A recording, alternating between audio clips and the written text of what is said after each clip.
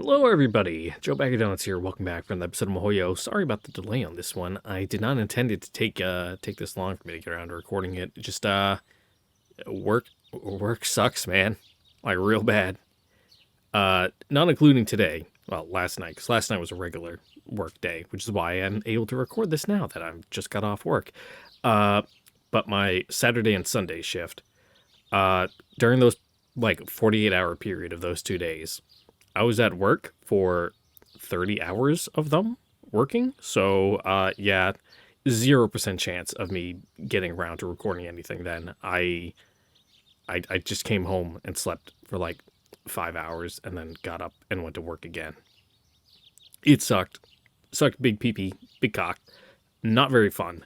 Also, last episode, if you're watching this in Japan, it got blocked in Japan. Again, for copyright claim. Thank you, Supercell. Very cool of you.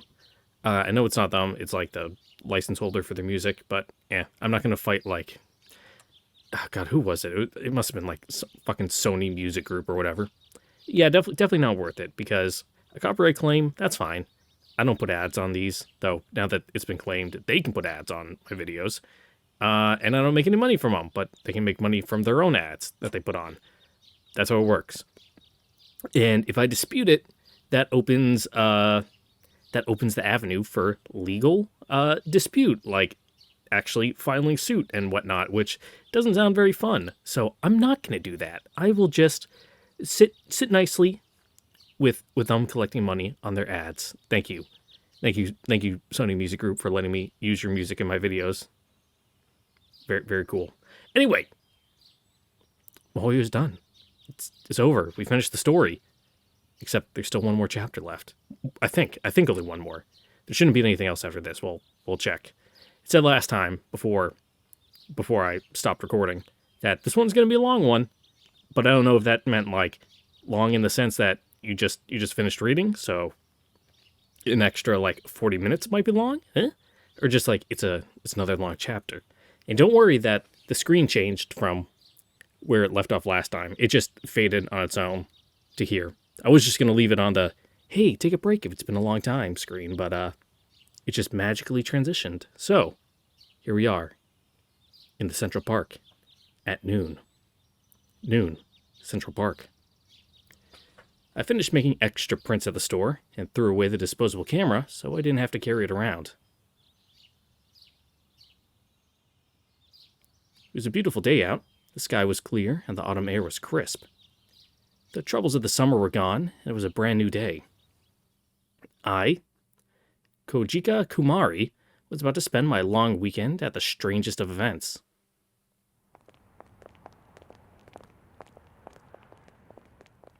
That's all leaves on the ground for summer. Oh, well, it said the events of summer were over. Yeah? What did it say? My reading comprehension is 0. Troubles of summer were gone. Okay. So it's fall.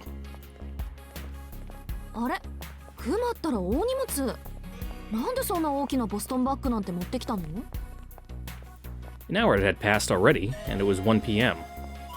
Naoko Aozaki arrived at her meeting place.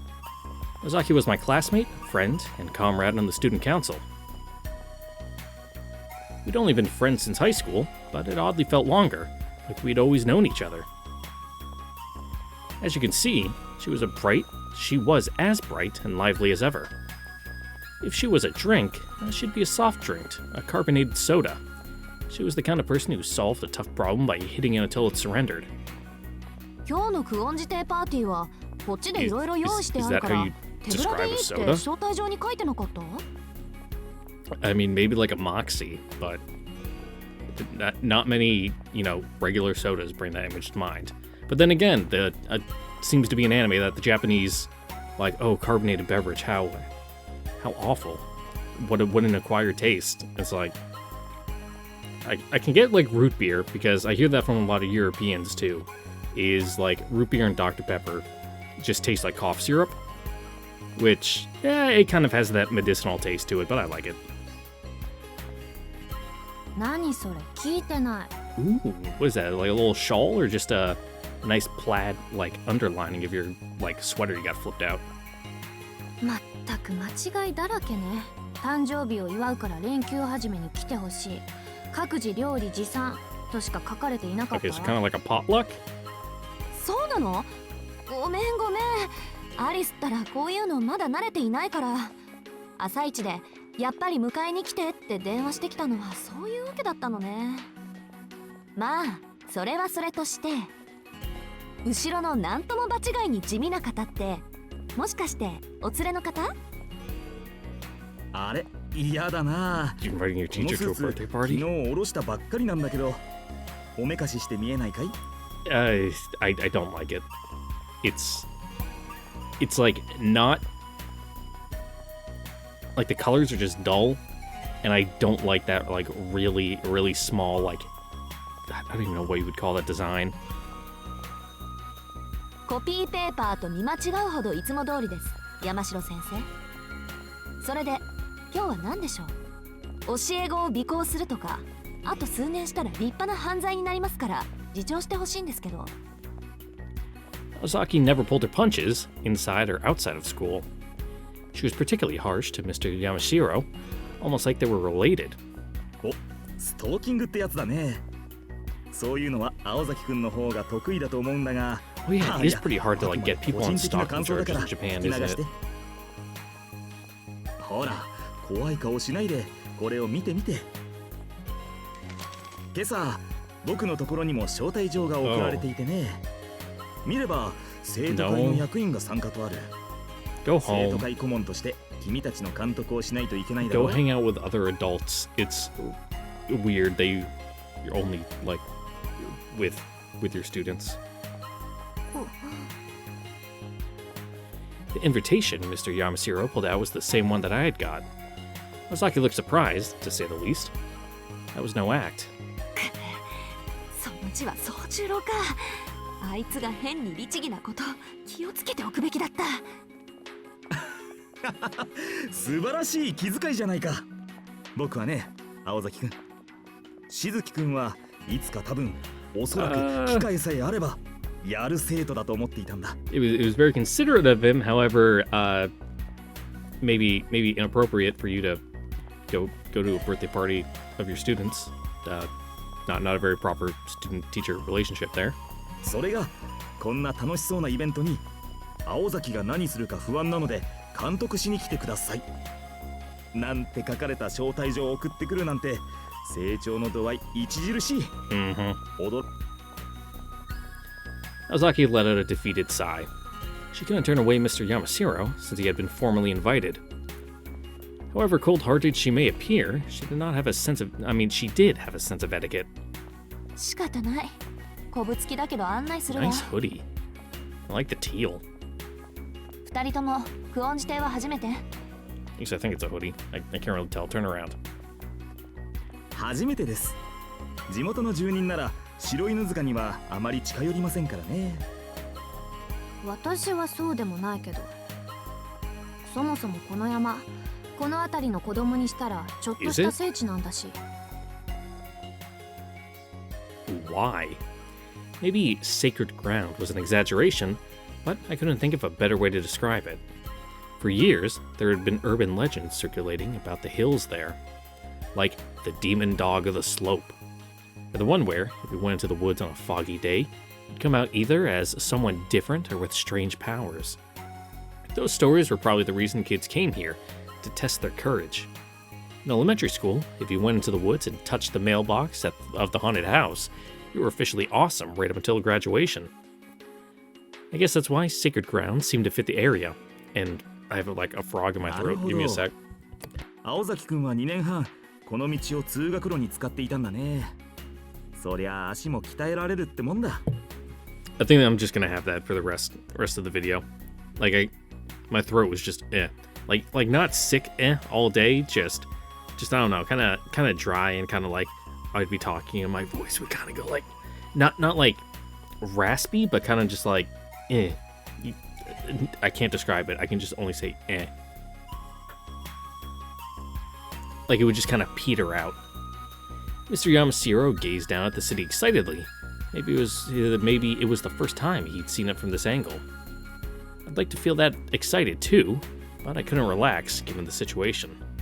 because. 青崎くん、受験勉強ははかどってる？ Look, we're at a school. Fuck off. 君はきっちり自己管理できる子だから心配するまでもないんだけどね。言われなくてもきっちりやってます。山城先生のお手は煩わせません。ならいいけど、青崎くん推薦蹴っちゃうんだもんな。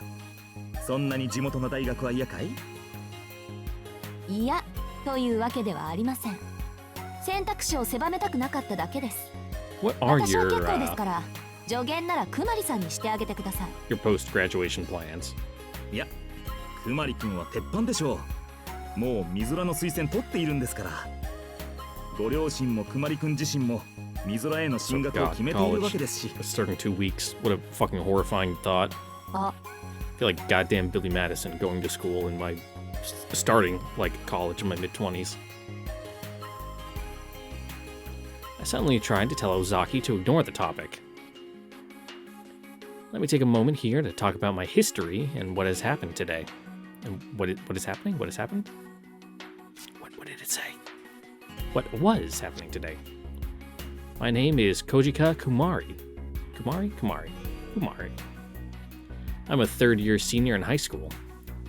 You know what students are like, struggling through exams without any hopes or dreams. Well, I'm not a typical student. I want to attend a college in the city. I'm planning on attending a local university. Given my current academic performance, that should be a piece of cake. My parents insist I get a job. They don't want me to, and they don't want me attending college at all.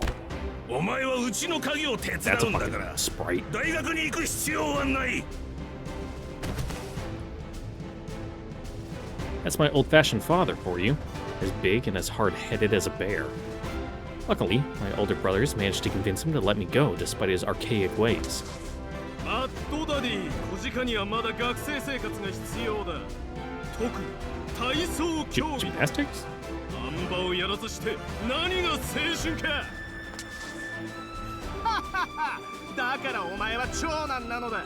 釣りはこそ司法。あん馬とか軟弱すぎて話にならん。 I'm just sitting here with a dubious expression on my face. Is she even into, like, gymnastics? 社会復帰とか難しいから。そして自慢した。うちの妹、美咲で一番可愛いって自慢した。クソですかね、スケート部のやつらとか。間違いなく俺たちに土下座するよね。今 Honestly, my brothers are idiots.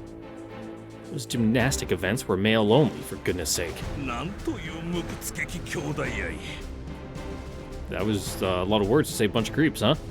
お前たちのような脳筋をこれ以上増やしたくないが、小鹿ならそんな悪夢はおきまい。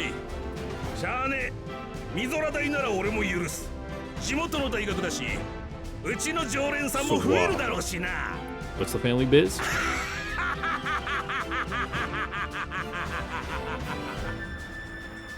That was the decision my 4 brothers and my father came to in their little huddle. Just thinking about my family makes me want to die. But that's how it's been since elementary school, so I'm used to feeling like that. Same, bro. Not about my family, just the constant feeling of wanting to die.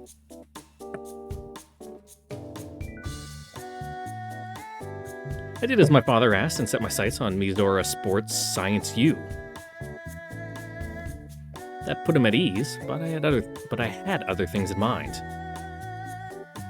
I convinced him to let me put down a college in the city as my safety school. 先生への建前上、進路希望には3つまで志望校を書く必要があったの。形の上だけだから、受験代の用意はしなくていい。My father believed every word of it. Of course, I fully intended to go to my second choice in the city. That's why I secretly worked a part-time job. I saved enough over 3 years to cover living costs if I passed and get in. I'd have to get a loan for tuition fees, but it was the only way to make the plan work. Imagine not getting your tuition full-ride scholarship. Well, not really a scholarship, I guess just more tuition assistance. Full ride.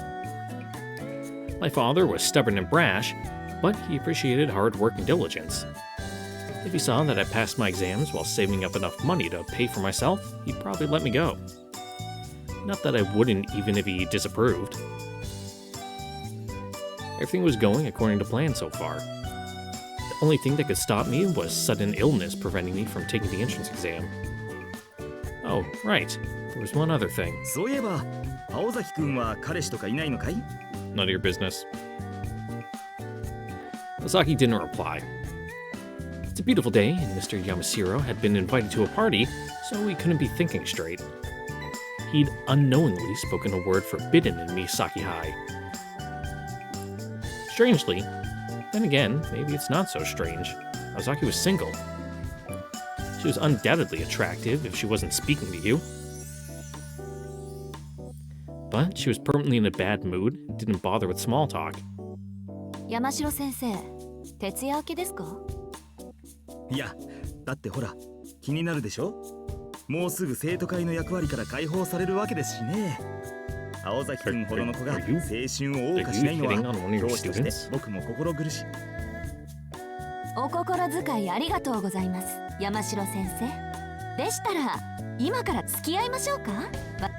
とりあえず恋人同士らしくそこの暗がりに連れ込んでいいですか？ Yeah, it's a real bad look.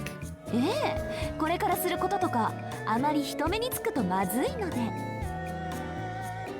Ozaki beamed. If looks could kill. Haha, Gomen. funny you should say that at the camp. 確かに正気じゃなかった。だか At ら least そ in the の Nest 明 verse. 日にも僕から職を奪いそうな企みはやめてくれ。そもそも受験生に恋はご法度だったしね。いや健全で大いに結構。Mm-hmm. Mr. Yamashiro laughed uncomfortably. まったくです。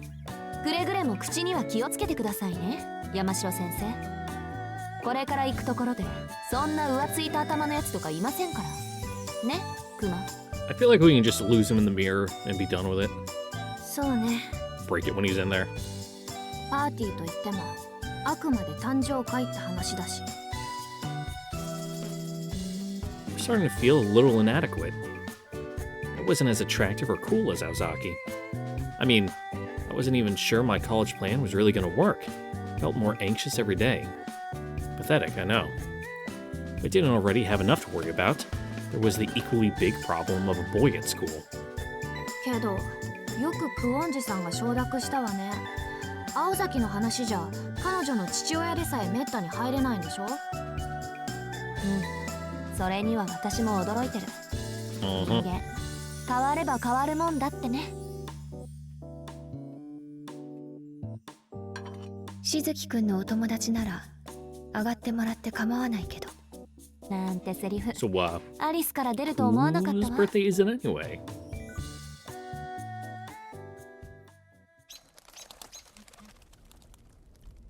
The gate to Shiro Unuzuka stood tall, as if designed to warn off visitors. I mean, that's usually what a closed gate is meant to do. Ozaki opened the gate. It wasn't even locked. It felt like we were passing into a different world.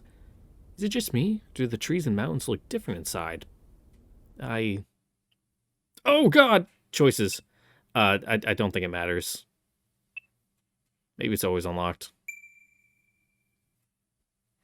I spaced out, and random thoughts filled my mind. くまりくん何しているんですか？行きますよ。はい、すぐ行きます。 The other two had already set off. I picked up my things and followed them.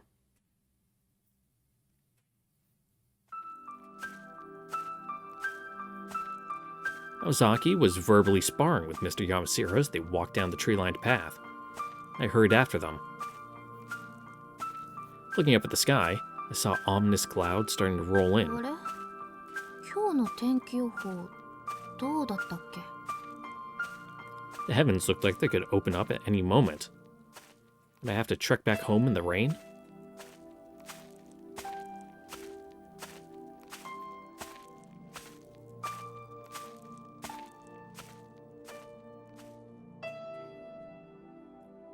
Once we were past of the woods. Oh, yeah, that's proper. Once we were past of the woods, I could see more clearly. Just a odd sentence that I usually don't see that kind of structure. In the clearing stood a large building that felt out of time. おや、これはまた立派な洋館だ。幽霊屋敷なんて誰が言い出したんだろうね。 So goddamn, those 誹謗中 fucking 傷もいいところだ。 those chimneys? Look how wide they are. Jesus Christ. I just noticed compared to like the double door there. Like that's a full-on like French double door. And it's like the chimney's as wide as both of them. So what the fuck? That's like an elevator shaft, but a chimney. Jesus Christ. There's two of them. Which means those bricks are gigantic. そうでもないですよ。火のないところに煙は立たないって言葉、ここに限っては本当ですから。お化けが出たくらいで騒がないでくださいね、山城先生。No, literally. Watch out for ghosts. 青崎くんがそんな冗談を口にするなんて、僕らとしてはそっちの方が怖いな。I wonder if he actually believed her. I've known Ozaki for 3 years, and I think she never told a joke with that expression. 青崎、今の話、本当？お化けが出るかは別にして、不思議なことなら起こらないこともないわ。It's an old house. They're built weird. 大丈夫。おかしなものを見てもスルーすれば害はないから。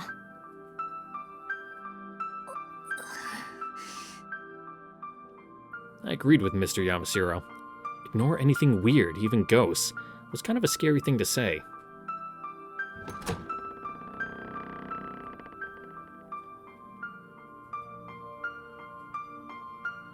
The foyer of the Kuonji estate was colder than I expected. I knew the mountains were colder, but this really was something else. It felt like winter in here. Well, again, 中も old 驚 house, きですね。 shitty insulation. 外見から If they even 典 have 型的 any. なチューダー式かと思いましたが、ロビーの作りはロマネスク建築に近い。 Nerd. 隣の通路とロビーとでも大きく年代が違いますね。まるでここだけ違う建物から持ってきた。おや？不思議、山城がいるよ。 Yeah, what a fucking killjoy. I heard a stupid, irritating voice behind me, and sure enough, there was an idiot standing in the foyer. お、小鹿も一緒じゃん。そっか、会長ったら朝からいないと思ったら二人を迎えに行ってたんだな。ちょっと、なんでホウスケがいんのよ。 What? Alice said Sotaro can invite his friends. 宗十郎が声をかけたんでしょ。あいつ、今日はみんなを喜ばせるとか張り切ってたから。ま、適切なチョイスじゃないけど、最悪ってわけでもないんじゃない？木の実くん、とにかく騒がしいし。おう、任せとけ。ご期待に沿うよう今日は大量に新ネタ仕込んできたからね。階段もモノマネゲームもそう簡単には品切れにはならねえぜ。Do some fucking balloon animals. 騒がしいだけならガチョウでも代用は効くでしょうに。しずきの考えってほんとわかんない。ホウスケ、バカッとしてないで荷物持ってよ。そこはボケだよね。ボケって言うんだよね、普通。I ignored him and put my overnight bag down on the floor. 中身見ないでよね。頼まれたって見ないっしょ。小鹿の色気のない着替えとかもう No thanks, no future, no tax. What? Whatever you just said isn't what I'm seeing on the fucking screen there. しても重いな。体に似合わず重装備じゃねえか、おい。Hosuke picked up my bag and carried it towards the hallway to the east wing. Of course it was heavy. Couldn't come here without my trusty wok, cleaver, rice, and char sui? What if I wanted to fry rice later? Are you telling me a shrimp fried this rice? あっちが今よ。 Well, she's pretty short, so that パ tracks. ーティー会場はこっちだから。それとアリスの気遣いで客室も用意されているから、疲れたらそっちに移動して。着替え。In that case, decision B. Do something random. Do a flip. I decided to do something completely meaningless. Honestly, I didn't mean anything by it. It wasn't even a sudden idea. Just a whim, A flight of fancy. ちょっと落とし物したかも。外を探してくるから先に今に行っていて。外に戻るの？それなら私も行くわ。何言ってんだよ会長。落とし物したのは小鹿の同時だろ。会長関係ねえじゃん。それより今に来てくれよ。会長がいないとアリスちゃんに何話していいかわかんないよ。 No, you don't have to talk at all if you don't want to. でもクマ一人には。青崎くん、とりあえず今ま You で just gotta 案内 learn して to くれませ appreciate ん？ the silence. このロビーちょっと冷えますので。いやでもゲストを一人っきりにするわけには。いいって気にしないで、すぐに戻るから。ホウスケ、荷物返して。やっぱり自分で持つ。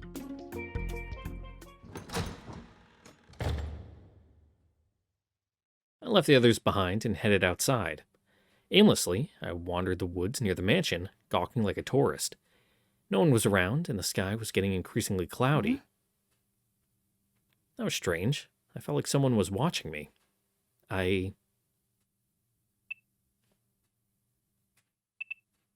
Let's check it out. Time to find out who that was. It went against my better judgment, but I decided to track down whoever had been watching me. I headed around the rear of the mansion, where there was a small thicket.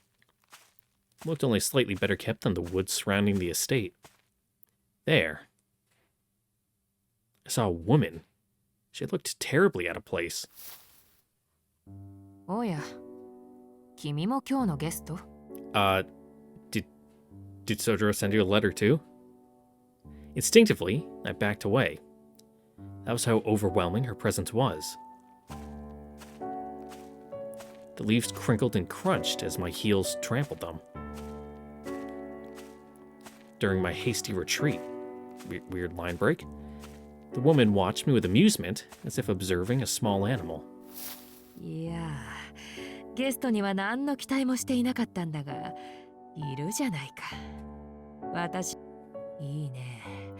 青子も気が利くようになったもんだ。これなら退屈はしなさそうだよ。The way she looked at me was a little, no, incredibly off-putting. Where were the police when you needed them? そう警戒するな。私も君と同じゲストだ。仲良くしよう。I think introductions are in order? しかし、何事か始まる前に周囲の地形を確認に来る人間が私の他にいるとはね。うん、気に入った。気に入ったし可愛いの Oh, で yo, I love 大 freebies. サービスしてあげよう。私は普段よく見えない。私は青崎の部屋にいる。そして私は犯人ではない。Okay. Is this like a murder mystery puzzle? え？切り札になるからあまり口外しないようにね。 Thanks, Toko. With those strange words, the woman walked off in the direction of the mansion. I didn't feel like following her, so I re-entered the house from the front door.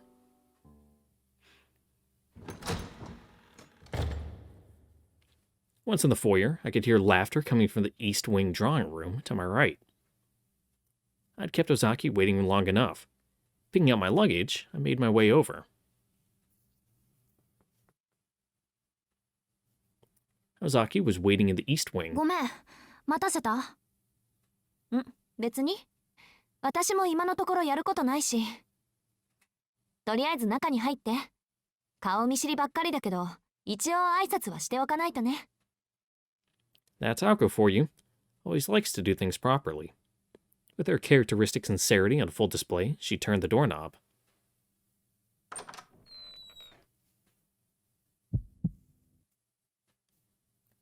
The moment I entered, I had to stop myself from jumping out of my skin. The parlor was cozy compared to the lobby, but I didn't have time to appreciate it. I was too distracted by a familiar face I hadn't expected to run into. First was Alice Kuonji. I was nervous because I'd only met her once or twice, but she wasn't the one who surprised me.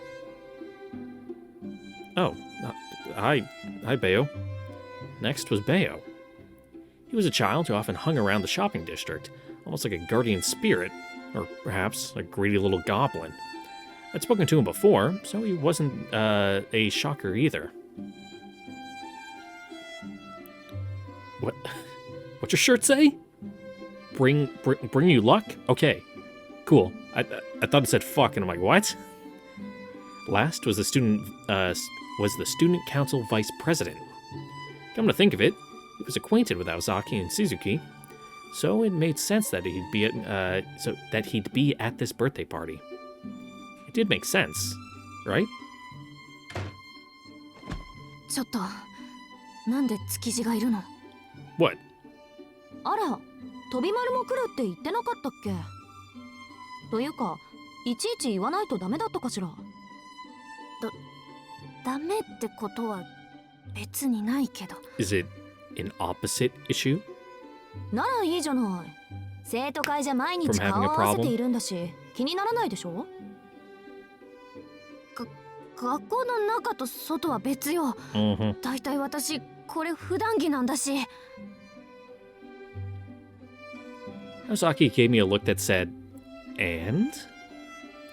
Of course there was a problem. Could you blame me for hiding it? To be frank, I had a crush on Tobimaru Tsukiji. Yeah, I could tell. I'd felt this way for 3 years. 3 whole years, and I still hadn't said anything. I knew it was spineless of me. This might not mean much coming from me, but I didn't always used to be a coward. During my freshman year, I was only vaguely aware of him as Ozaki's co-worker. I only really became aware of my feelings during my second year. He spoke to me often, maybe because he trusted me as Aoko's friend. And whenever he did, I went home happy. At the time, I didn't know why. A realization hit me when we happened to be cleaning up together after a school festival in my second year. We were just tidying things away when, bam! I realized maybe I liked him all along. They said love's a poison. But yeesh, talk about delayed effects. Anyway, and nothing really changed after that. In an act of rebellion against my simple-minded family, I decided to never inherit the family business. That was why I'd like to believe I've been hard-working and disciplined since middle school. It's a personal point of pride. And it made all the more excruciating to accept that I'd been overtaken by teenage infatuation. You could say that I lacked courage. Eventually, the school year passed by even as I did nothing about my feelings. But I never got over him. We entered the fall of my third year, graduation was close, but I still had no idea of what to do about my crush. Then, I learned to my surprise that Tsukiji would be attending a local college. I had this on good authority, since I flexed my powers as a student council member to dig into it. It wasn't Mizora, but if he was going to a nearby school, that would be unfortunate. What? Oh, like, Why? Okay, maybe I should read the words. After all, if I also went to a college nearby, I wouldn't be able to cut my ties with him. Ozaki told me once. 飛び丸、クマのこと気に入ってると思うけど。だってあいつ、好きなやつとしか世間話しないでしょ。I wanted to believe it was true. I mean, he even broke his arm to save me during the craziness of the summer. What? I didn't know if Tsukiji had a girlfriend, but I was sure if I had a chance. But I was sure I had a chance if I asked him out. But giving in felt like throwing away everything I'd fought for so far. Ever since I was a kid, I'd planned ahead. I used to look down at classmates who were obsessed by childish dreams and romance. And now, here I was, actually willing to give up 6 long years of hard work for the dumbest of reasons. I mean, would you really be giving them up? Question mark? That wasn't me. That wasn't the Kojika Kumari I was trying to become. 小鹿？どうしたの？考え事？うん、ちょっと頭冷やしてた。おかげで落ち着いたから問題なし。さて、クオンジさんに挨拶しないとね。 Yeah, after being a little weirdo and just fucking running out the room as soon as you walked in. So I said, but I couldn't shake a slight tinge of regret. I should have listened to Aozaki, instead of laughing through my nose when she said to wear something nice to the party. Well, it's not like I had a nice dress to wear anyway, so there isn't much I could have done to impress him. I clapped my hands on my cheeks to get my head on straight, and tried to carry myself as I always did.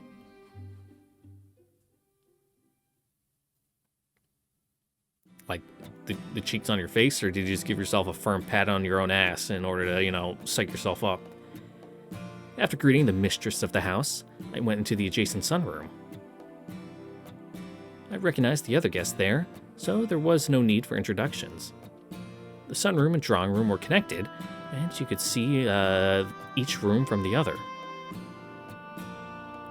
Miss Kuonji sat on a sofa in the drawing room, elegantly sipping a cup of tea. Chatting nearby was Hosuke and Mr. Yamashiro. I didn't expect to see him here. ほう、裏庭の方にちらりと見えたのは多くの木なのですか。日本で言えば奈良ですが、Does Japan not have like native oaks? 何か特別な品種なんでしょうね。日本のものとイギリスのものは見た目からして違いますし、多くの品種はそれこそ400以上ありますから。My man got a hobby in what do you call someone into trees? And I know botany's like for plants. Would it be like an arborist? 無視しちゃっていいぜ。それより俺と冬休みの予定について話し合わない？ You got no shot, bud. アリスちゃん、スキーとか苦手そうだな。そこでこの頼れる木の実ホウスケが手取り足取り教えたいな。I mean, she's a rich girl. She might know how to ski. 二人とも退屈とは程遠い人なのね。理解したわ。木の実くんと先生はしつけられたウッドペッカーのよう。 Well, that's rather blunt. あの木をつつくか喋ってるだけのアホ踊りとどう隠すか、このシャバゾウども。アリスさんから鳥認定されないソウの字に比べてちょっとだけ格上と見たす。まあ死ぬか生きるかだけの自分に比べたら Talking to her, or are you just speaking out loud right now, bud? 何あのまるっとした鳥。 There was a blue robin flitting to and fro around Miss Kuonji's head, chirping adorably. But whenever it tried to land on her shoulder, she batted it away. Is that how she raised her pets? Ozaki was nowhere to be seen. She was probably in the kitchen or bathroom. With nobody to talk to, I took a seat and let my thoughts wander until... クマリも招待されてたんだな。随分と遅かったが、またアルバイトか？ Also, like, nice outfit. My man's got the fucking drip on point.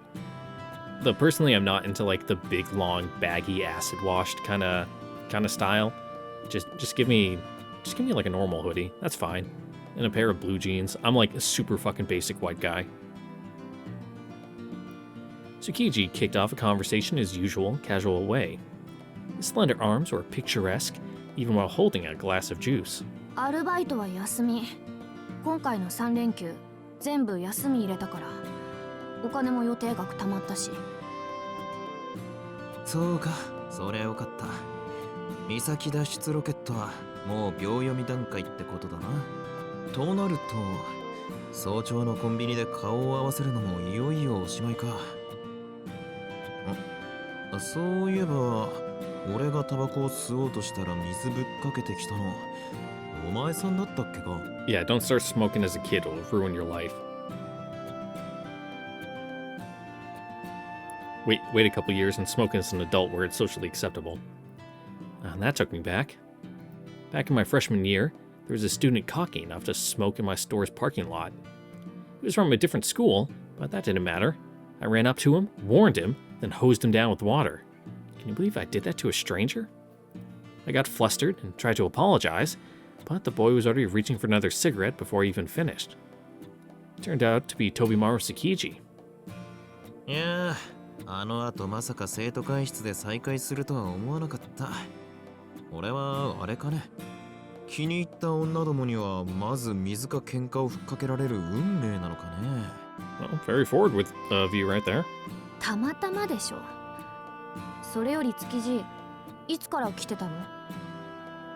俺たちは午前中からだよ。 Way over 木 her の head. 実の野郎が張り切っててな。仕方なくだ。誕生会は夕方6時からだから。 Oh, まだ hell 時 yeah, 間に showing 余 up 裕はある。 Sucks that you're all teenagers and there's no booze here, because that's like, I did that for someone's going away party. It's like, yeah, party starts at like 6. I show up at 6, like, no one's there. So it's like, all right, we got this fucking keg of Blue Moon, time to crack into it. I probably had like 20 cups of beer that night, on top of like all the shots we were doing. I was fucking donezo. That was a good night. 疲れてるなら部屋で休んできたらどうだ？ちょいと顔色悪いぜ。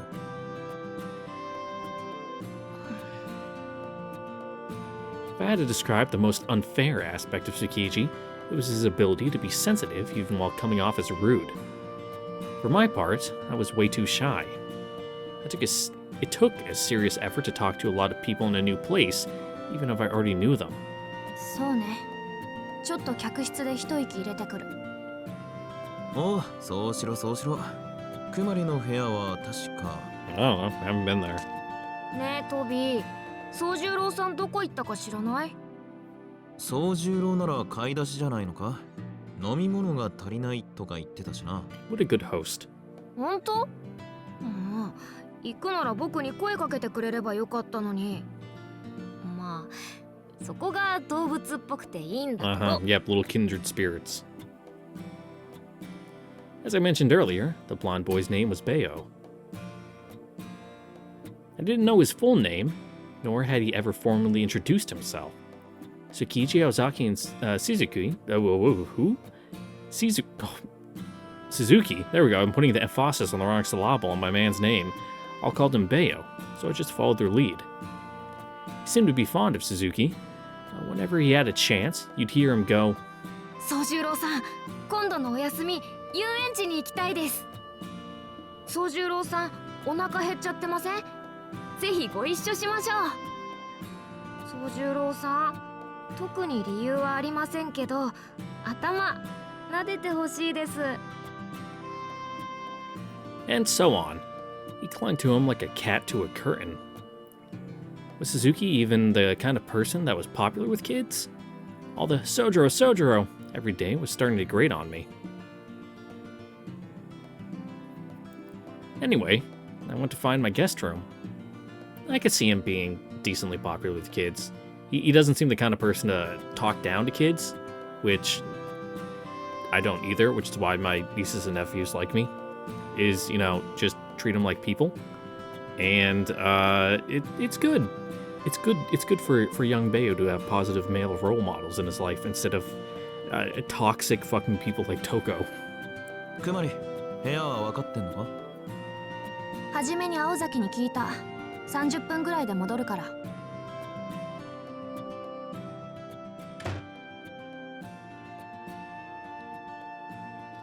Slinging over my shoulder the bag I had put down in the drawing room, I headed up to the guest rooms on the second floor. According to Ozaki, I'd be staying in the second room of the east wing. あら、 As I headed out into the hallway, I ran into Ozaki. She seemed to be on her way from the bedrooms to the hall. 青崎も休憩？あの突き当たりってあんたの部屋なの？そうだけど、別に部屋には寄ってないわよ。 Strange reaction. 私はちょっとした探し物の途中だから気にしないで。あ、客室の鍵は開いてるから、部屋の机の上に鍵があるから、出るときはそれで施錠してね。Ozaki took the stairs down to the first floor. My room was unoccupied. I checked to make sure I was alone, then put down my luggage and stowed my wallet in a pocket. I considered keeping my favorite bunny-shaped commuter pass and Lucky Charm with me, But all it contained was a yearly school festival photo anyway. I left it on the table. I was going to be spending the night in an unfamiliar building. It was best to travel light. 鍵はこれね。 It was a brass key with an old-fashioned and elaborate design that perfectly complemented the mansion's European theme. 疲れた。 I plopped my butt down on the bed.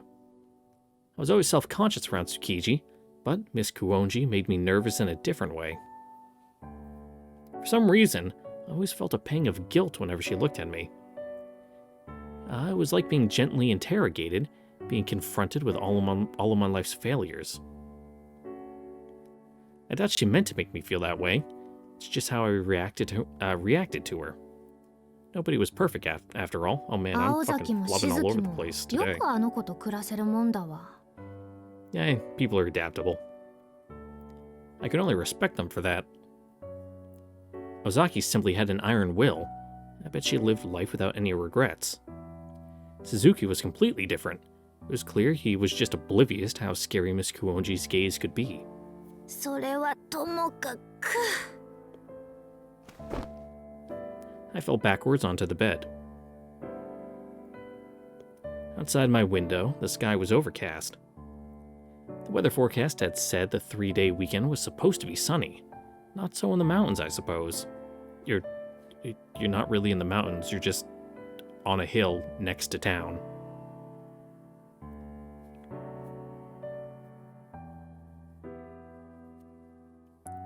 At this point, I met 6 people staying here.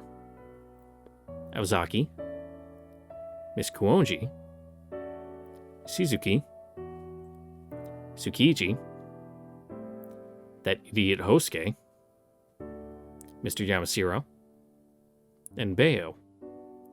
Miss Kuonji had implied that there were other guests staying here too. This was a Western-style house, and people didn't take their shoes off at the entrance, so I couldn't guess their number by counting shoes.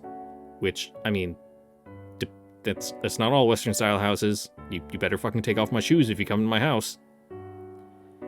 For now, I had no idea how many other people were here. I decided to rest my eyes and take a short nap. One trick I'd prepared from years of taking part-time work was the ability to sleep in exact 15-minute intervals. As I drifted off, I heard a laugh. Or was it a scream?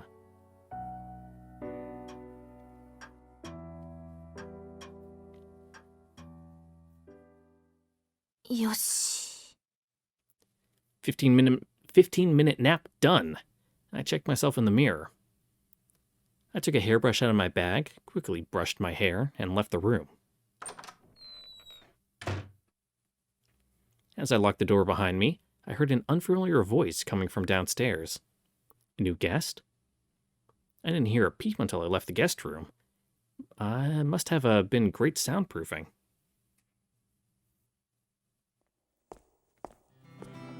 いやー、降ってきましたね。連休中は晴れるという話でしたが、2日目からこれとは我々もついていない。どうでしょう。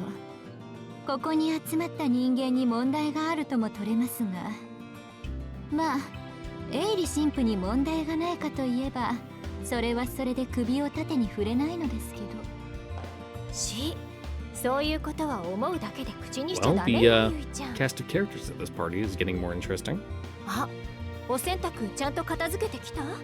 お布団とか出しっぱなしじゃないかしら。それはご心配なく、今日のメンツを聞いた時点でしっかり取り込ませていただきました。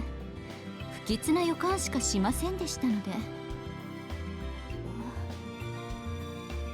The guests were from Ida Church. Miss Kuonji appeared to have overheard them. She came out from the east wing to greet them. 面目ない。せっかくお招きいただいたのに遅くなりました。おかわりはありませんか、アリスさん。あなたを呼んだ覚えはないけど、来てしまったのなら仕方がないわね。Yeah, definitely more どうぞあちら Sojiro に。 invites. いつかさんの席しか用意していなかったけれど、急いで椅子を用意するわ。別段お構いなく。律香はともかく、私とエイリ神父は早々に立 Just ち去 coming り for ますから。 pleasantries. それと椅子も間に合っています。いざとなれば律香が椅子になると。ゆいちゃんひどい。何がひどいって、本気で人間椅子にさせられる現実とか、実力行使できるゆいちゃんと私のパワーバランスがひどい。 Power dynamic established. お姉さんに対して当たりきつすぎると思うわ、私。 Let's just call these guests Team Church. Miss Kuonji led Father Eri and Yuika into the drawing room. Father Eri looked like he was enjoying himself. He was always so laid back, with a permanent smile on his face. It was hard to tell how he really felt about being here. Sister Yuika was clearly unhappy. Then again, like Father Eri, her expression rarely changed, so who knew how she really felt? And then there was... あ、小鹿ちゃんだ。チャオ。 Ritsuka. I wonder what manner of beast lurked beneath that cheerful veneer. Probably not even a kitten. こんにちは、律香さん。律香さんたちも誘われたんですか、パーティー。ええ、ぜひ来てくださいってあっちゃんから。エイリさんとユイちゃんにはアコちゃんから手紙があったみたい。 Really? も Alcohol しかして invites. 招待状の差出人ってそれぞれ違うのかしら。そうみたいですね。私はしずきからだったし。 Ritsuka was Yuika's sister, and not a real member of the clergy. She was just a regular citizen of Misaki. I saw her every now and then in the shopping district. それより律 Not 香 quite さん、 regular citizen, 雨 but 降ってきたんですか。パラパラとね。すぐに止んでくれればいいけど。 Ritsuka glanced outside, concerned. Oh man, decision D. It won't turn to hail. It's gonna get worse. Getting ready for a nice big cast of characters. Weather stops people from leaving in a big fancy Western style mansion. Close circle, baby. I'm sorry, Ritsuka, but it looks like the rain's only gonna get worse. 寒い。ここ外より寒くない？ですね。今に移動しましょう。賛成だけど、宗十郎さんには宗十郎さんの仕事があるんでしょうしね。待っててあげようと思ったけど、余計な気遣いかも。しずき、外にいたんですか？ええ。山道の方で草を刈っていたわ。 Oh, hard すご work. い勢いでヘリポートでも作るかっていうぐらい。 I could never figure out what made the guy tick. It was too tiring to even try. We moved to the drawing room in search of warmth.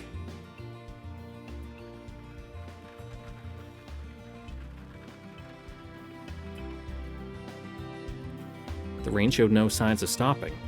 In fact, it seemed to be getting stronger. The sun hadn't set yet, but it was already as dark as night outside. The party had yet to begin. Looking over the drawing room and the sunroom,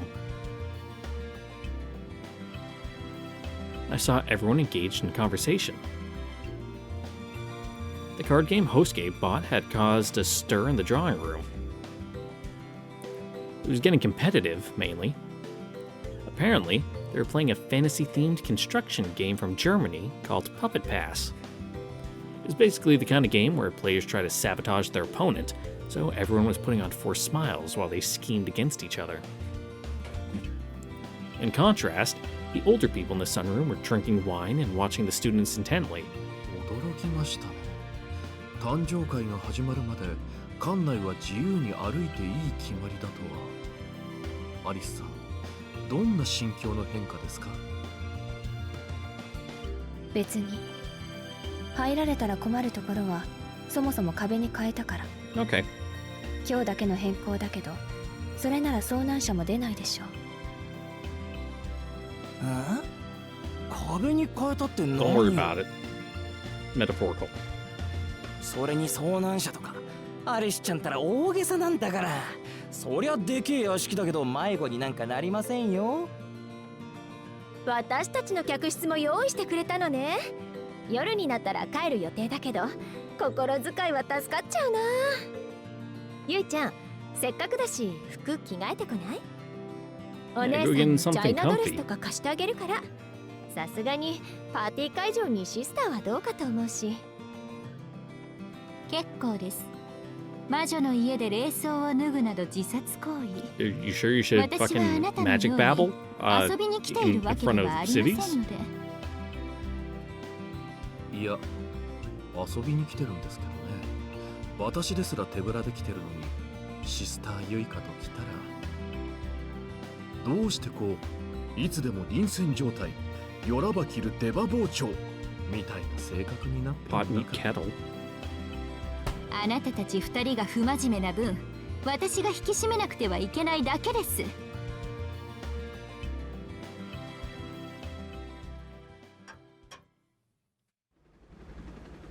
The clock struck 6. Outside, it was completely dark. With Mr. Yamashiro and the church staff here, it would probably be safe to go home tonight, but the rain gave me pause.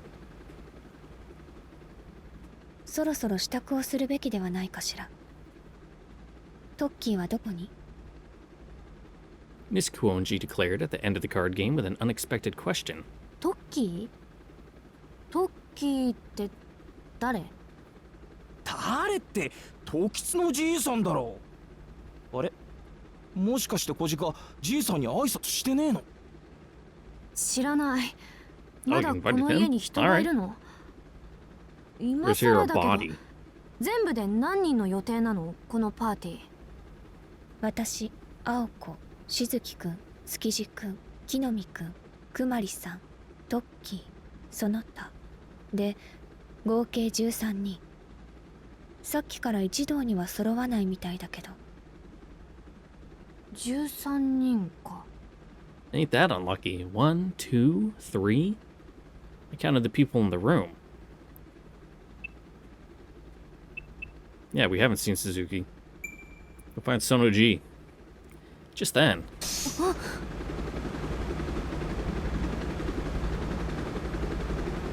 I heard a strange sound outside, like something cutting through the wind.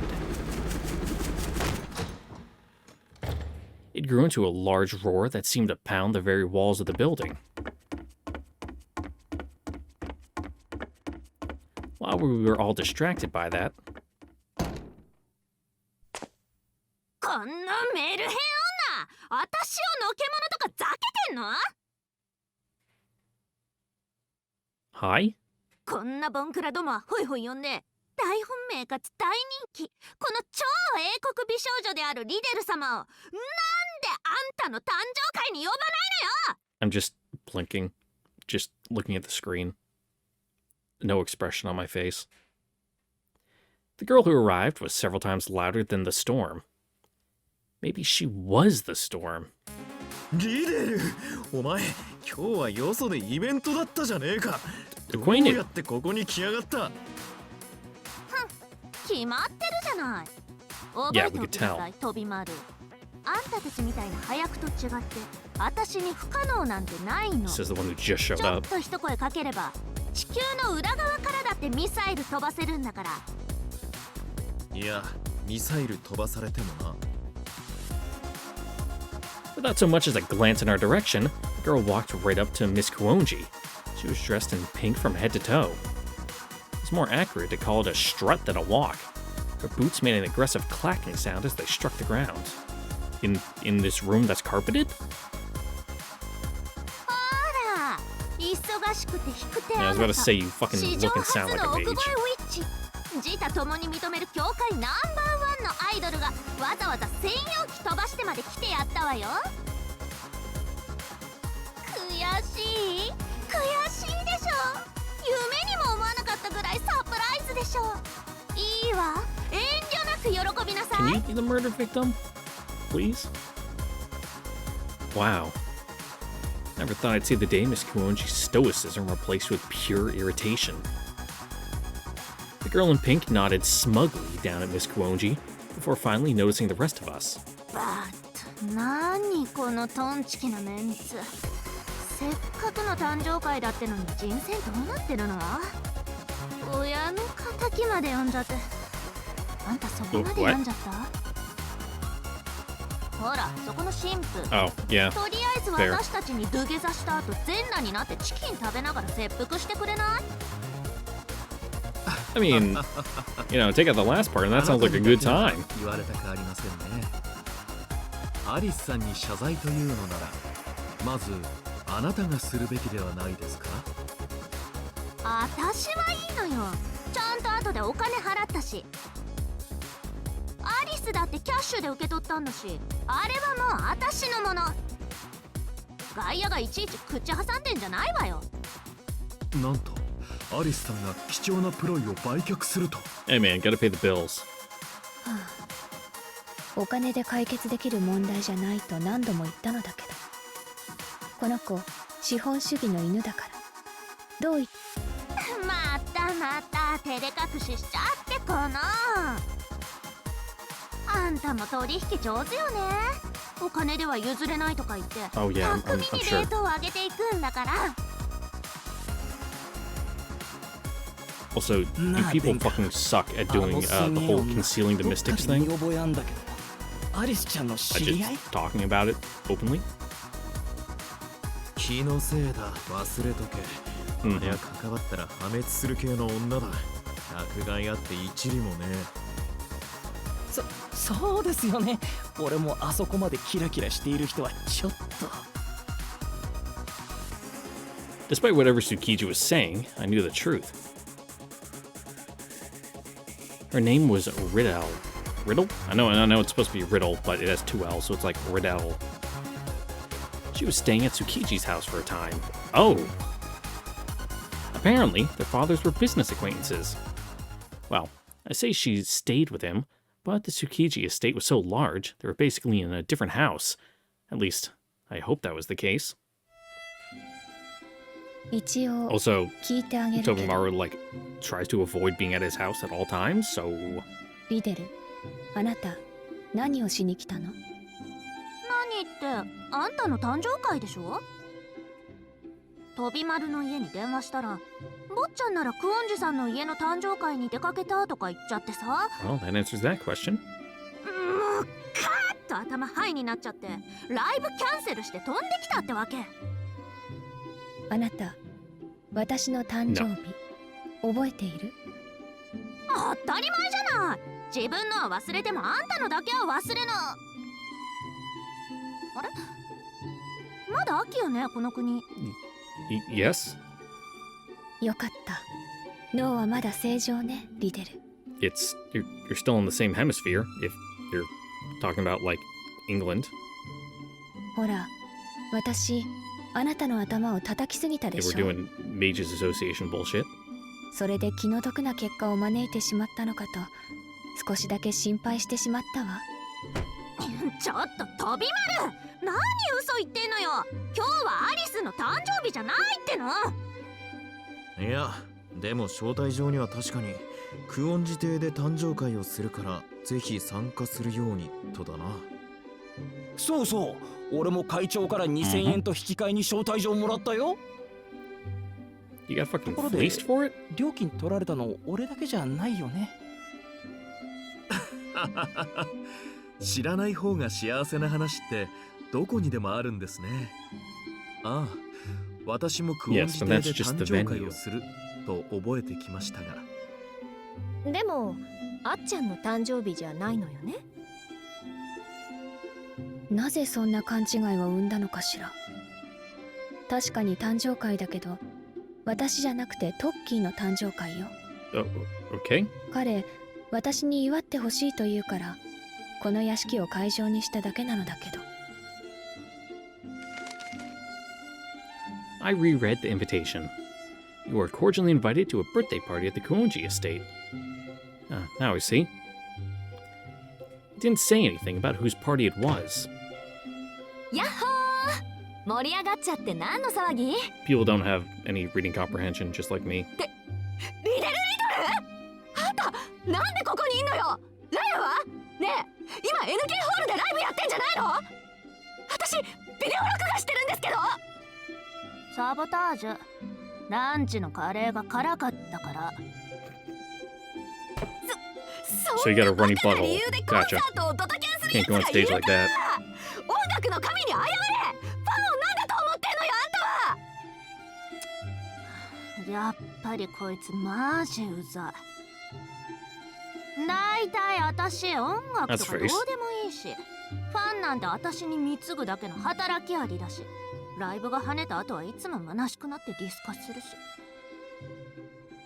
スポットライトは当たっても本当の私は誰も見てくれないし。Well, you seem to be really putting on a front, so. Wow, that took a dark turn. Chirping sweetly, a blue robin landed on the girl's shoulder. はいはいはい、さすがリデルさん、感情のオンオフ激しいっすね。本当の私を見てとか見る辺全開で恥ずかしくないっすか？恥ずかしくないんすよね。すげえ、やっぱリデルさん魔術師よりアイドル向けっす。そうよ、悪い。どうせ私は報われない。自分を主役と勘違いしている小じきみたいな最下層な生き物なのよ。道家なのよ。You need to, like, sort your shit out and maybe come back later. 分かってるからほっといてよ、ロビン。後できっちり細切れにして犬に食わせてあげるから。And he'll probably fucking recover. Our newest guest was talking to a bird. She really was one of those crazy pop stars you hear about in the tabloids. なるほど。時津さんの誕生会でしたか。私たちもどうして呼ばれたのか半信半疑でしたが、それなら合点がいきます。Yeah, you're all the townies. シスターユイカなんて、これは罠だから完全武装で行くべきです。と。しかしクオンジさん、肝心の時津百合彦氏はどこに？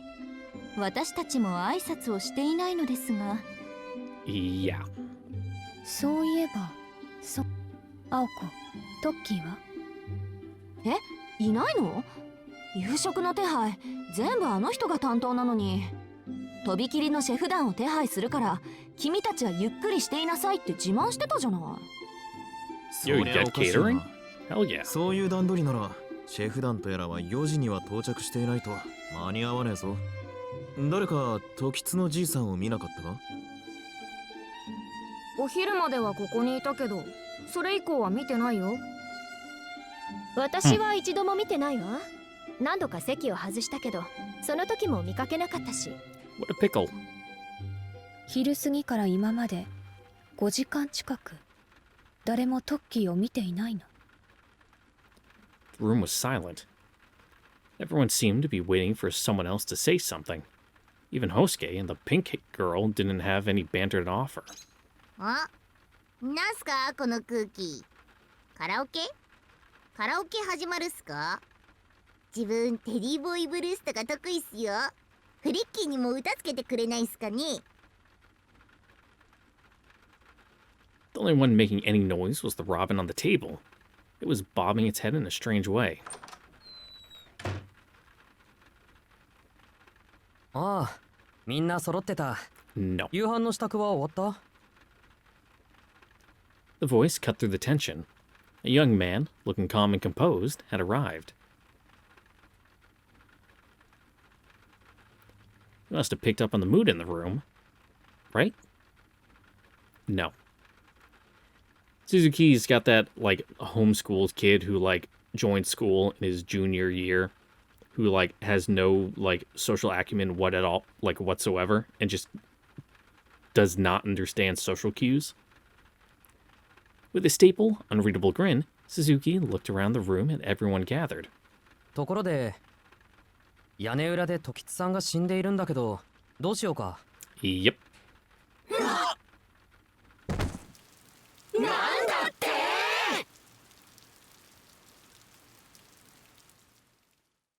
Oh, she got like a tarp. Someone get a shovel and dig a pit out back. これはひどい。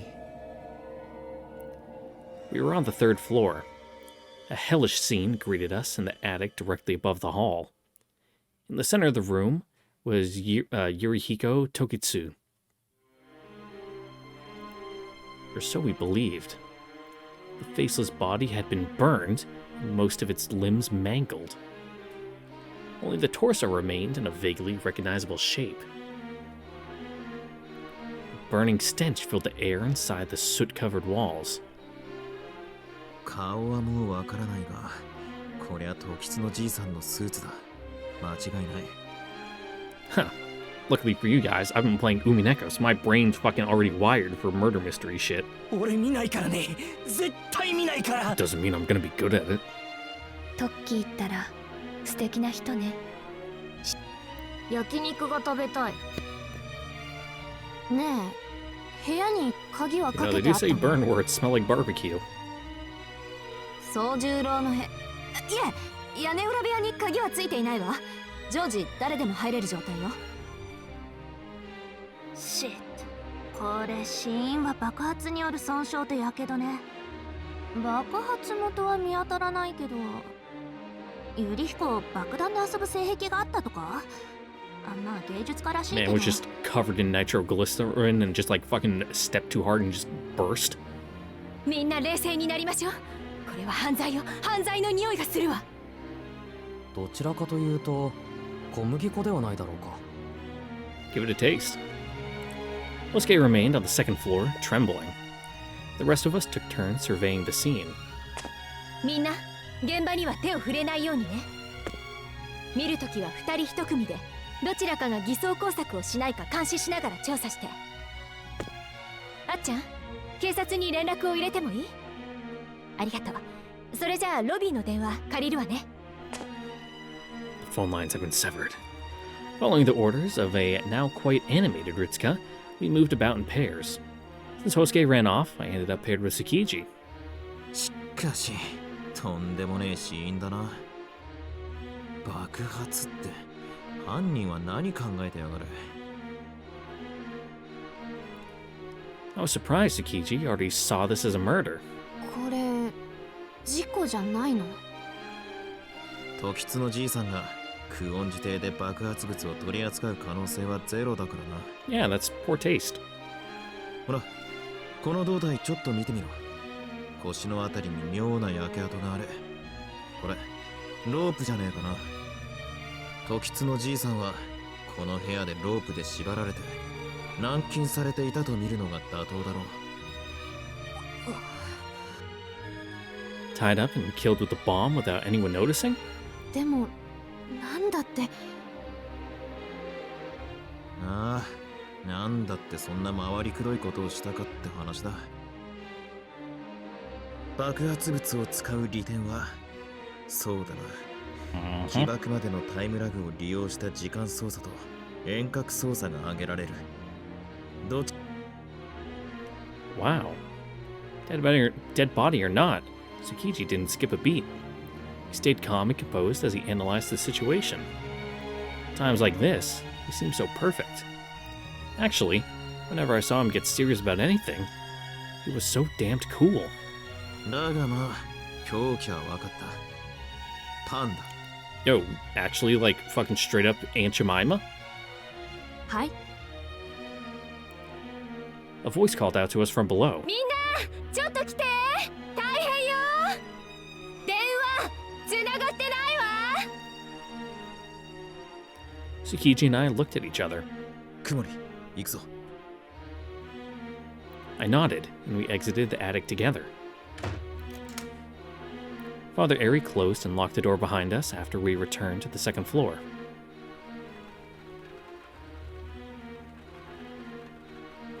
The sound of the rain was deafening. We gathered around the telephone. 電話線が切れている。じゃなくて、電話線そのものが抜かれてるわ。これじゃあ警察に通報するのはおろか、外部への連絡も不可能よ。Well, this also is a magic mansion, so that immediately breaks some of the rules of like a normal mystery. じゃあ直接呼びに行ってきます。いえ、それは待ってください。今単独行動をされるのはよろしくありません。 The priest pointed towards the skylight. Raindrops struck the glass hard in a thunderous cadence. At this point, we were in the midst of a full-blown storm. We'd all come on foot, so it would be risky to go back down the mountain in this weather. However, Father Airy hadn't stopped Suzuki for his own safety. If someone wandered off by themselves, those left behind would be in a precarious position. For instance, it would be easy to destroy evidence without any witnesses around. とりあえず今に集まりましょう。警察に連絡を入れるのは話を整理してからでも遅くはありません。Everyone agreed with the priest. Everyone, except Hosuke, seemed to be waiting for someone to reveal that this was all an elaborate prank.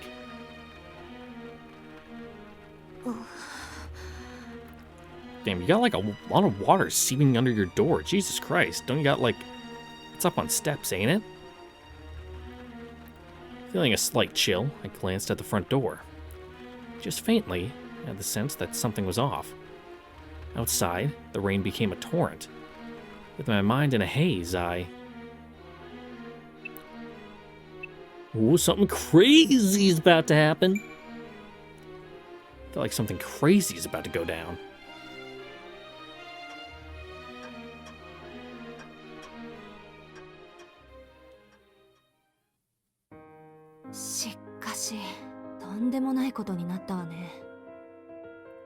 I silently agreed with Aozaki's muttering. 外の天気も荒れる一方だ。こりゃ土砂崩れの一つも起きてもおかしくねえ。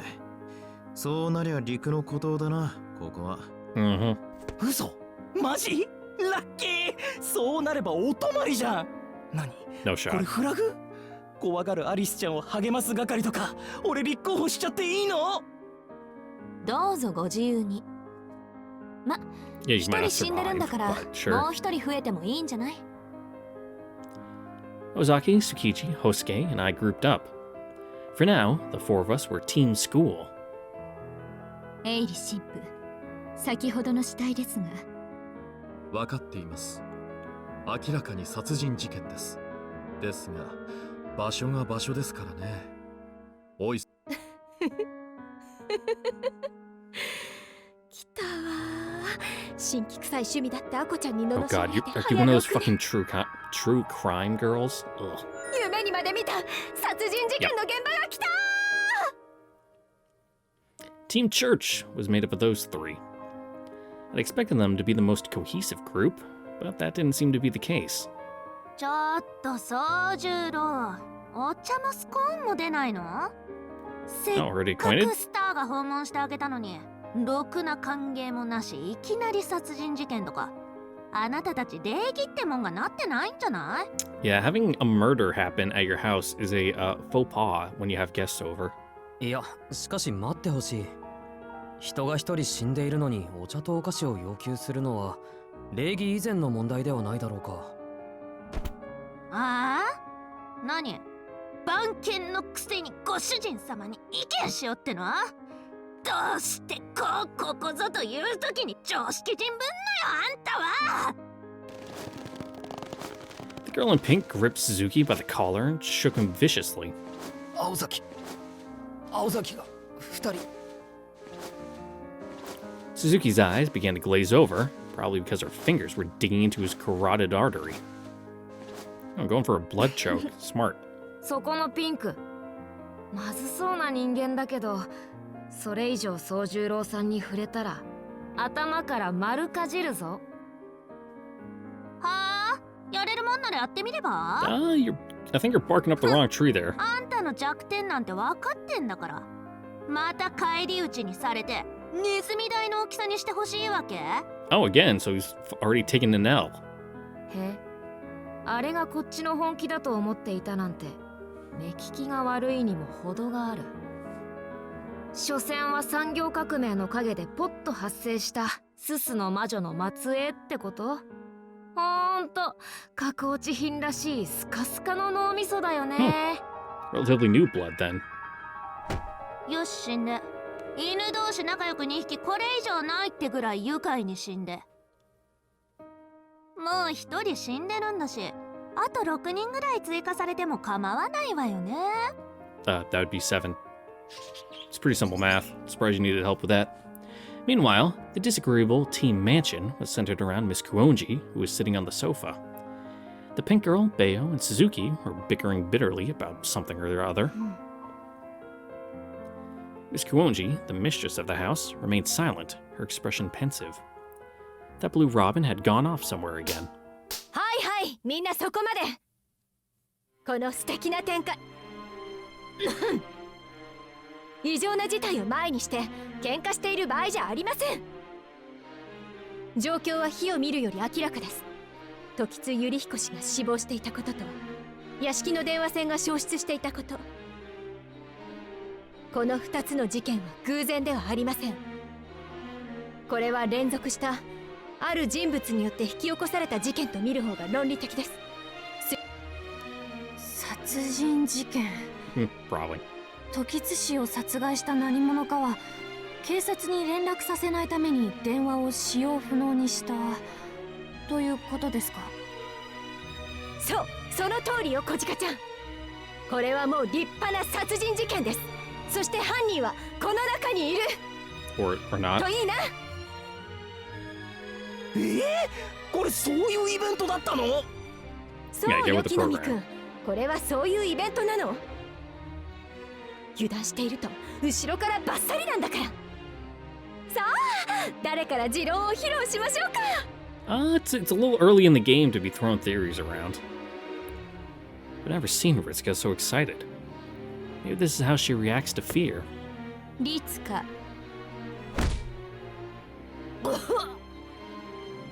Damn, just body blow? 申し訳ありません。うちの者が不穏な発言をいたしました。Yeah, she's been listening to too many podcasts. しかし、全くの狂言でないことも理解してください。時津氏を殺害した犯人がこの中にいるというのは先走りすぎですが、状況の整理は必要でしょう。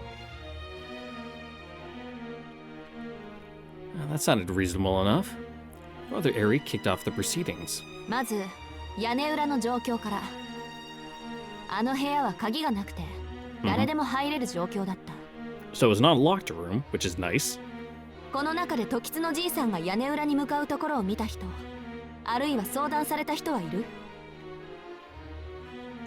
No takers. Either Mr. Tokitsu entered the attic by himself without telling anyone, or he was taken there by the killer. 時津氏を最後に見たのは誰でしょう？私たち3人は夕方から入館しましたが、その時点で時津氏の姿を見てはいません。俺たちは午前中からいたけど朝は一緒だったぜ。アリスちゃんの隣を奪い合ったからこれは間違いない。でもそうだ、あのじいさん時計を見て時間だとかつぶやいて、Yep, needed to prep for this big exciting murder mystery for all his friends to solve at his birthday. Despite appearances, Hosuke had a pretty good memory. When it came to anything besides studying, that is. In the end, Hosuke's statement was the last eyewitness account he had of Mr. Tokitsu.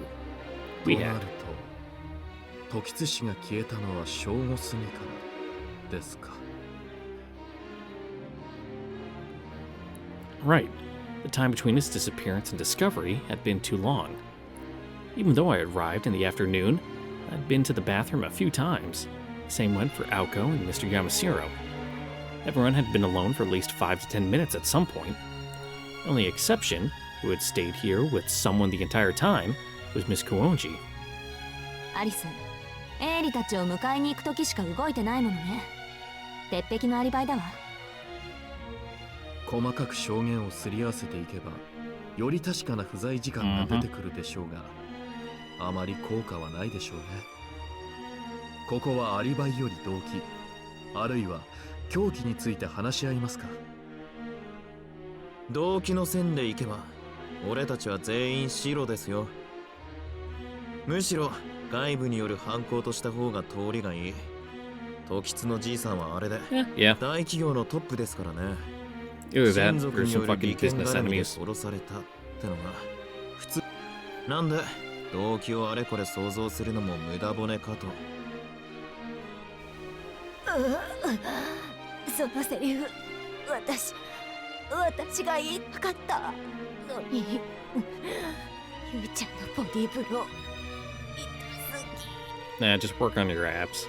Do some crunches when you're down there. では、あなたは凶器について殺害方法について考察するべきだというのですね。そういうことになりますかね。凶器を特定させれば誰なら殺害可能かって問題に移れるでしょう。 And hypothetically, we don't know if like the explosion theory is the what killed him or just used to disfigure the body. 幸い、 You know. 凶器ははっきりしていますから。エイリ神父は気づいていますか？ええ、それなりには。今と屋根裏間でなぜ聞こえなかったのかという不思議は残りますが、皆さんはわかりますか？ It was a rather mean-spirited question. Father Ari observed everyone's faces as he waited for a response. So, how was Yurihiko Tokitsu killed? Some kind of bread. Realistically, a small explosive. A dog or something chewed him up.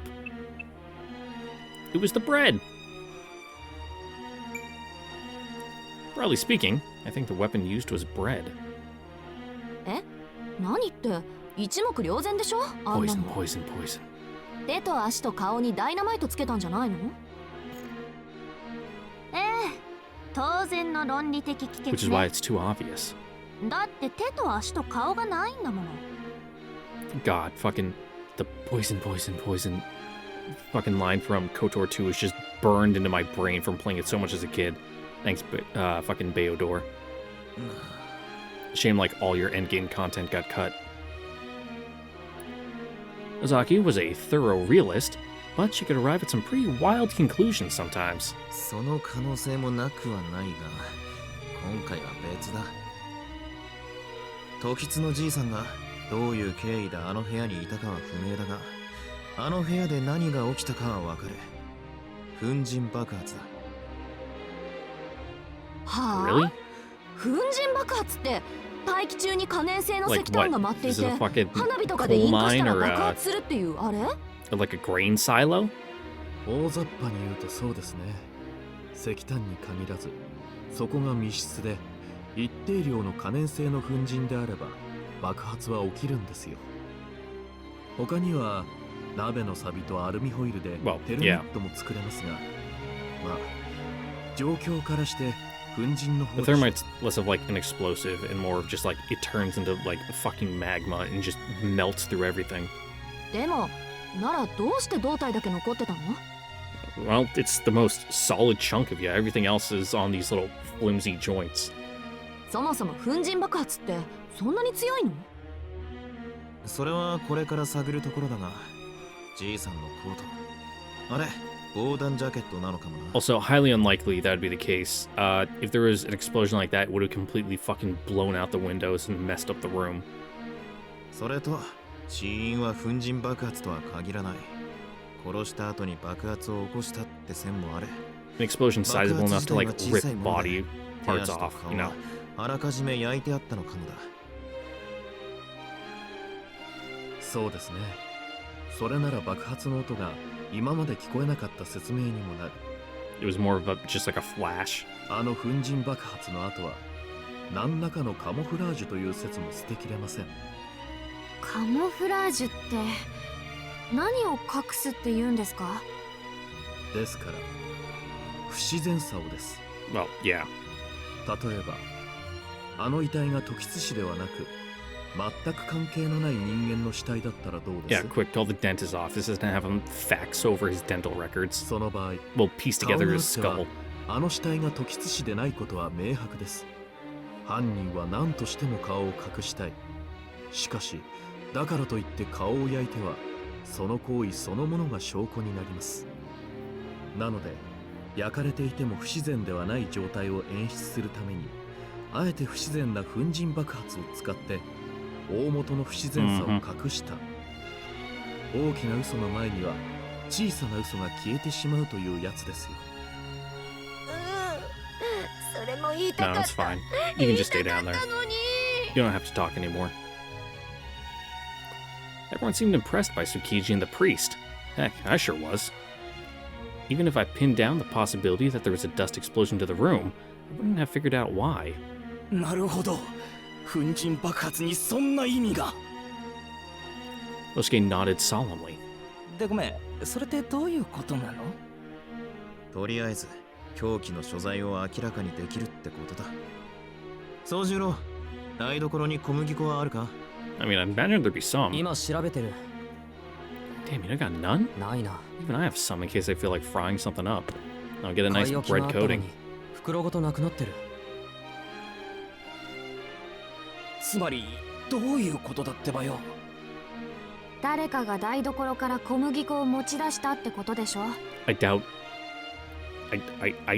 Sojiro bought enough flour to cause a fucking lethal dust explosion in the attic. それが示すところは That the culprit knew their way around the kitchen, right? Or was this another possible misdirection? Just then, the blue robin, which had been gone all this time, came flapping back into the drawing room. It perched on Miss Kuonji's shoulder and let out a shrill chirp. まあ Miss Kuonji stood up from the sofa and looked at all of us. 真剣に討論をしているところ申し訳ないのだけど、皆さんに大変なお知らせがあります。その前に、しずきくん、少しいい？ She gestured Suzuki over to her and spoke to him in a hushed voice. ちょっとそこ近いんじゃないの？隠し事とか感じ悪いんだけど。ごめんなさいリデル。でもその前にしずきくんからあなたに Okay. とっておきの小話があるそうよ。きっと素敵な話だろうから聞いてみてあげて。ああ、こんなことでいいならぜひ聞いてほしい。リデルの心を打つこと受け合いだってアリスが。君には何度か助けられたし、喜んでもらえるなら俺も嬉しい。いい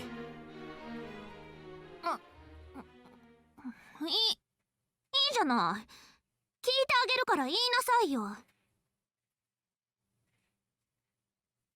ジュティム、ジュテーム、モナムー。Omelette du fromage. なにそれ、おかしいの、似合わない。そうじゃろ、アリスに遊ばれてるってば。今のセリフどんな意味だかわかん。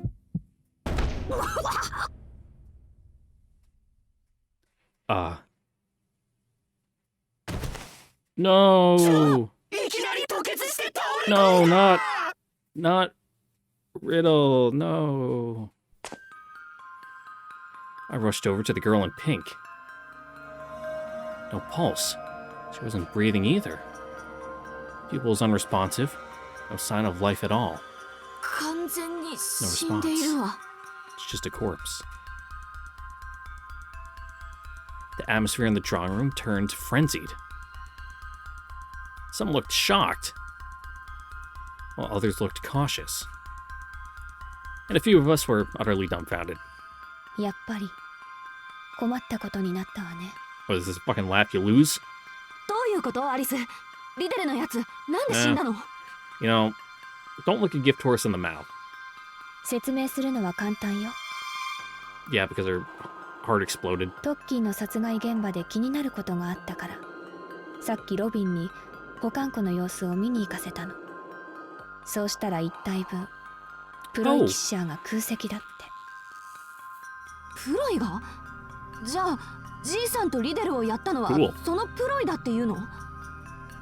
正確には、プロイのルールに引っかかったという隠していても仕方のないことだから。Yeah, sure. はっきりと言うわ。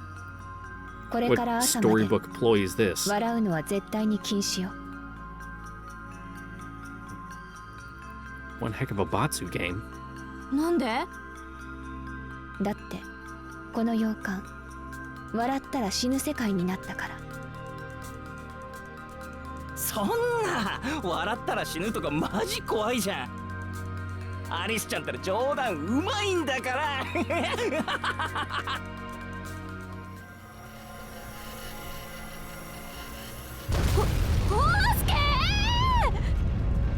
No, not Hosuke. You turned into money?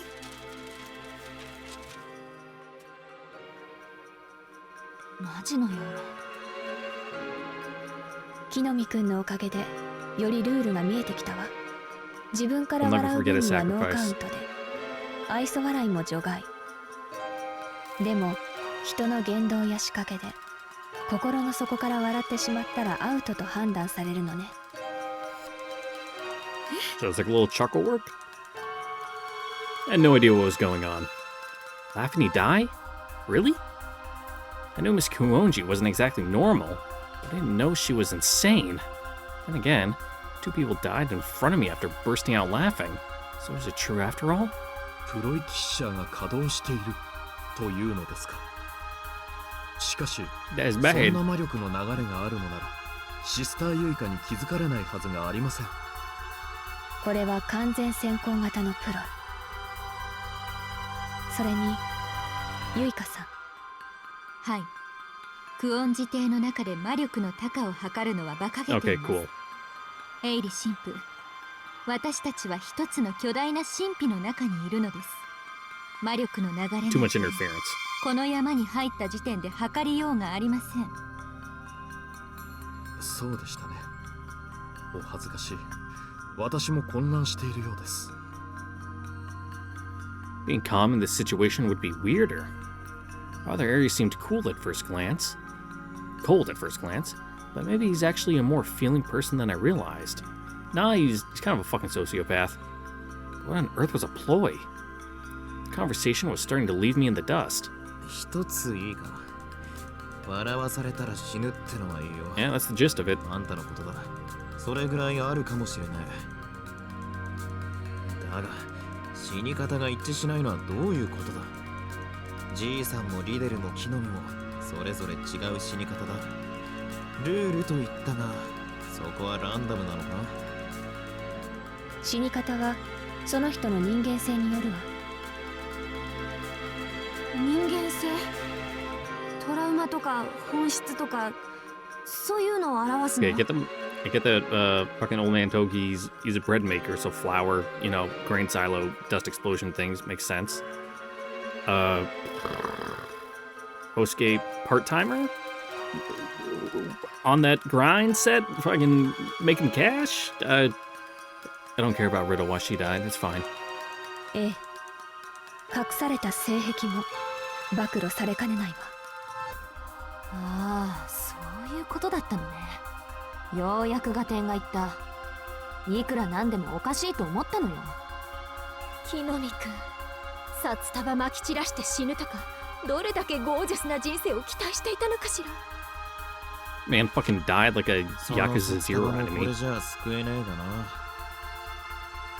リデルは普通なんだな。彼女のことだから俺はてっきり飛行機とかクルーザーに変形するかと思ったのに。そうっすね。さすがリデルさん、見かけ倒し度が半端ないっす。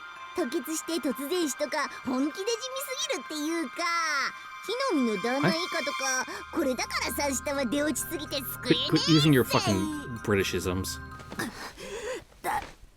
誰か三下だっつー Nah, that's fine, you can stay dead. 生き返ったなめんじゃないわよ。心臓止まってくれ。死んで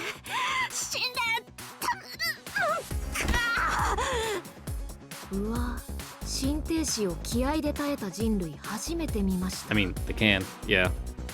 あの程度の笑いじゃリデルさんは殺せそうにありませんね。すごいな。今度その秘訣を教えてほしい。ええ、完成されたゾンビのよう。私は信じていたわ、リデル。あんたたち褒める前に謝るのが先じゃない。 Nah, it's fine.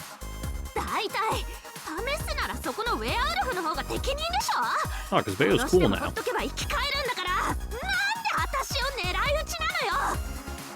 The audience is the least amount of だって investment 私 in た you. ちライバルなんでしょ。なら殺し合いをするのは当然だと思うけど。 Just mage things. そうよ。ってそういうものよ。 Like a goddamn fiddle. やるじゃない。好きあらば仕掛けてくるなんて見直したわ。やっぱりあの女殺しても死なない系だったか。たまんねえな。 Don't say it. Don't say it. Though clearly shocked by the girl in Pink's horror show, Tsukiji was taking this all way too well. ちょっと築地、あんた今のおかしいと思わないの？ That's 人が fine. 死んだのよ。 Yeah, people die all the time. ホウスケとか紙吹雪になって死体もないのよ。笑ったら死ぬとかなんだっていうのよこれ。もしかして私とっくに夢見ちゃってる？ That seems pretty pretty par for the course for him. So 落ち着け。信じたくねえ pretty が par for the 現実だよ。 course. クオンジの言う通り、この洋館はそういうルールの世界になって、リデルはそれに引っかかったが、自力でルールに抵抗したってわけだ。頭の痛いことだが、クオンジとリデルはその手のオカルトがありな奴らなんだよ。俺も Just gotta 具 go with 体 the 的には flow. 知らねえけどな。というか、踏み込んだら巻き込まれる。ギリギリ外から眺めた結果、あの二人が本物だと判断した。今はそれで納得しとけ。納得できない。だってホウスケ死んじゃったのよ。 And くまりさん、木の実くんの死を悲しむのはまだ早いわ。彼やトッキーはアウト扱いで Oh, okay. 退場しただけ。現実、誰かがこのゲームをクリアすれば、ゲーム内容は全て無効扱いになって、彼らも元通りになるわ。死んでない。 this is a pretty worthless ゲ ploy, ーム ain't を it? クリアすれば元通りになるです。 I understood what Miss Kuonji is saying, but for better or worse, I was a realist like Aoko. Yes, Aoko the realist. This sci-fi and fantasy nonsense was too hard for me to swallow. クマ、落ち着いて。気持ちも心情もわかるけど、今は話を聞きましょう。アリス、もっと詳しく話して。プロイの仕業なのは分かったけど、具体的にどういうルールになったの？ Just make it to the end? このプロイは確率変動型のプロイなの。使用者が定めた条件が満たされたら発動して、あとは丸一日稼働し続ける。これがゲーム。 So either 24 hours, or if you don't win the game in 24 hours, do you lose? ゲーム中は現実世界に新しいルールが一つ追加される。今回は笑わされたら死ぬでしょうね。またゲーム中は区域からの脱出は困難になる。この区域から脱出する方法は2つだけ。Do we need to solve the fucking witch's epitaph? 一つは誰がプロイの使用者なのか暴くこと。でも軽率に犯人を指名するのは避けるべきね。 If you're wrong, do you lose? もし間違えていたり証拠が欠けていた場合、犯人を指名した人物もアウトになるから。もう一つはゲームが終わるまでプロ以外の参加者が一人でもいいから生き延びること。このどちらでもクリアになるわ。クリアさえしてしまえば何人犠牲者が出ようと帳消し。Alright, so that's how we get our blank slate back. どうなることかと思いましたが、それなら問題はありませんね。このまま夜が明けるのを待てばいいのですから。 Yeah, but where's the fun in that? The sister seemed relieved, but I wasn't, not by a long shot. Maybe it was because I was having a hard time wrapping my head around the situation, but I felt so on edge. Decision H. Tokitsu. That's easy enough for one not to laugh for one night. I should point out we're down one person. Who cares? Let's focus on solving the mystery then. I thought about it, included that Yurihiko Tokitsu's death was what we had to focus on now. どうかしら。そうはいかないと思うわよ、ゆいちゃん。リツカ、それはどういう？木の実くんやリデルさんはともかく、時津さんは無理やり誰かに笑わされた可能 They 性があ tied る him んだ up から。 and tickled him? それに、あっちゃんはこう言ったわ。使用者が定めた条件だって。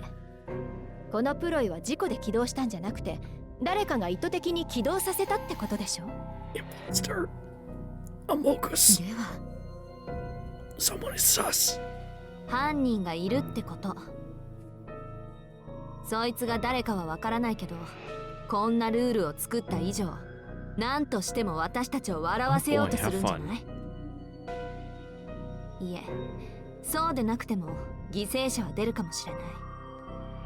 こんなこと言いたくないけど、疑心暗鬼から来客たちが自滅し合うのはミステリーの定番でしょ、リツカ。その通りなのです。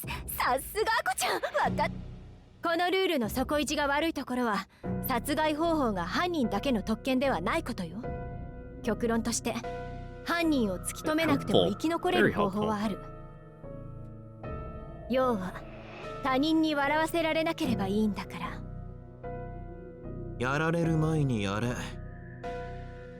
自分以外の人間を先に消してしまえば安全だ。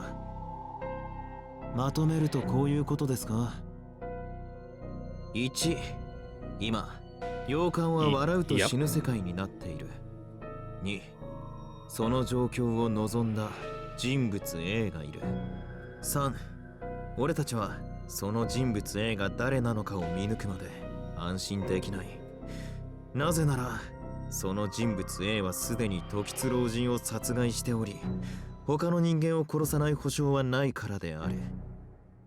4、必然俺たちは自分以外の人間を疑い、正体を暴くか朝まで身を守るか笑わせて消していくしかないと。Pretty solid set of rules. 生き残れるのはただ一組。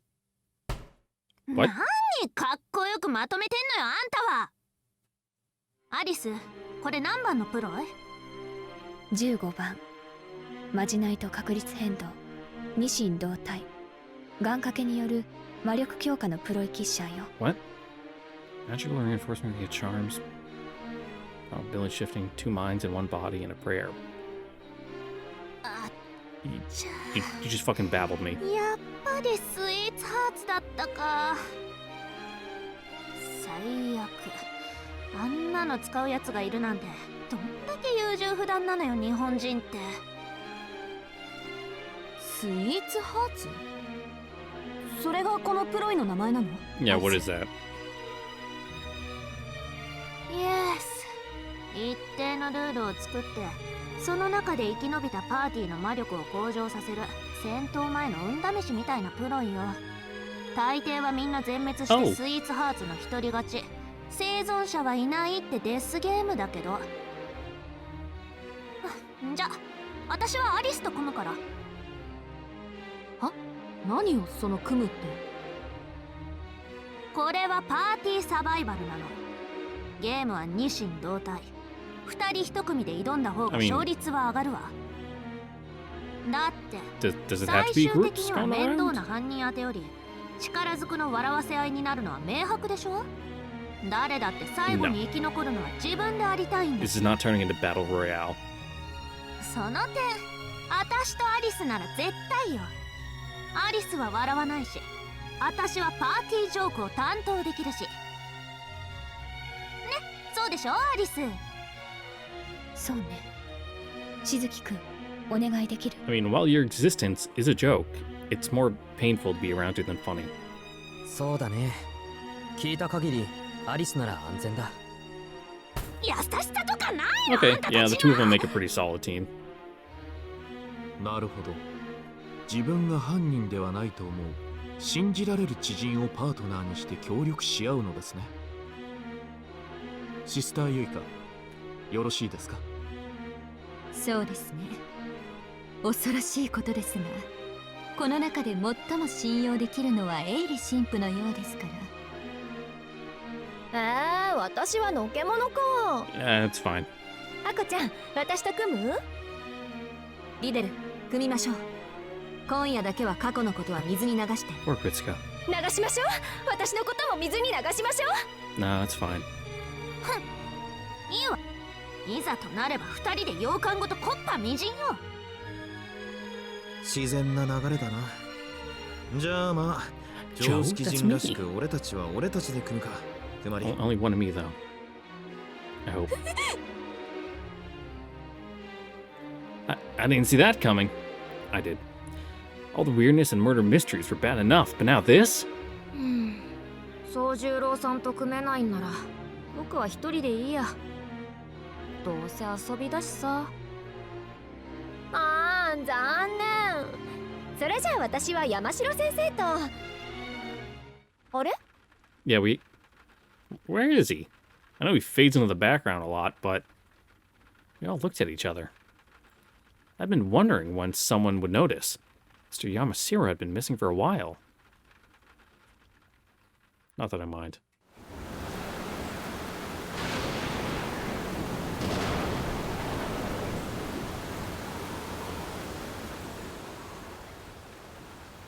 We began a manhunt for Mr. Yamashiro. Once we'd separated into groups to scour the mansion, Ritsuka, in charge of the second floor guest rooms, called us together. ここ山城先生の客室ね。鍵はかかっていなかったわ。留守だと思って中を覗いてみたんだけど。Ritsuka trailed off. Was it my imagination, or was she stifling a laugh? とにかく中を見て。話はその後にしましょう。Following Ritsuka's direction, we stepped into the room. What grisly scene awaits us? Inside, there was a field of flowers. Okay, that's good. In its center lay the body of Mr. Yamashiro. ファラオ眠りって。Ozaki desperately tried not to laugh. Took a serious effort for me too. Inappropriately, I couldn't help but see the image of Mr. Yamashiro lying serenely on a bed of flowers, more as a what? More as a Kohaku New Year's singing contestant than as a coffin viewing. Okay. I don't know what that is. いやはや、至って健全な方だと思っていたのですが、山城先生は普段どんな人生を送りたいと思っていたのでしょうね。Does it? 何これ？ただの教師が私より派手な死に方とかふざけてるの？皆さん、詮索はそこまでです。個人の人間性をどうこう言うのはデリカシーが欠けています。I'll just leave because I don't want to be 新 with た him な犠 anymore. 牲者が出たとき、その死を笑うようなことはないように。いいです Nah, ね。death. Death has a really warped fucking perception for me. はい。 I've been to so many goddamn 確 funerals. かに不謹慎でした。 Doesn't even faze me. やはりこういう時は頼りになりますね。ゆいかくんは。大人として当然の注意です。学生を監督する立場なのですから、営利神父も軽はずみな行為は控えてください。The room felt colder after Sister Yuika's scolding. After we finished examining the room, Miss Kuonji locked it behind us, and we returned to the drawing room.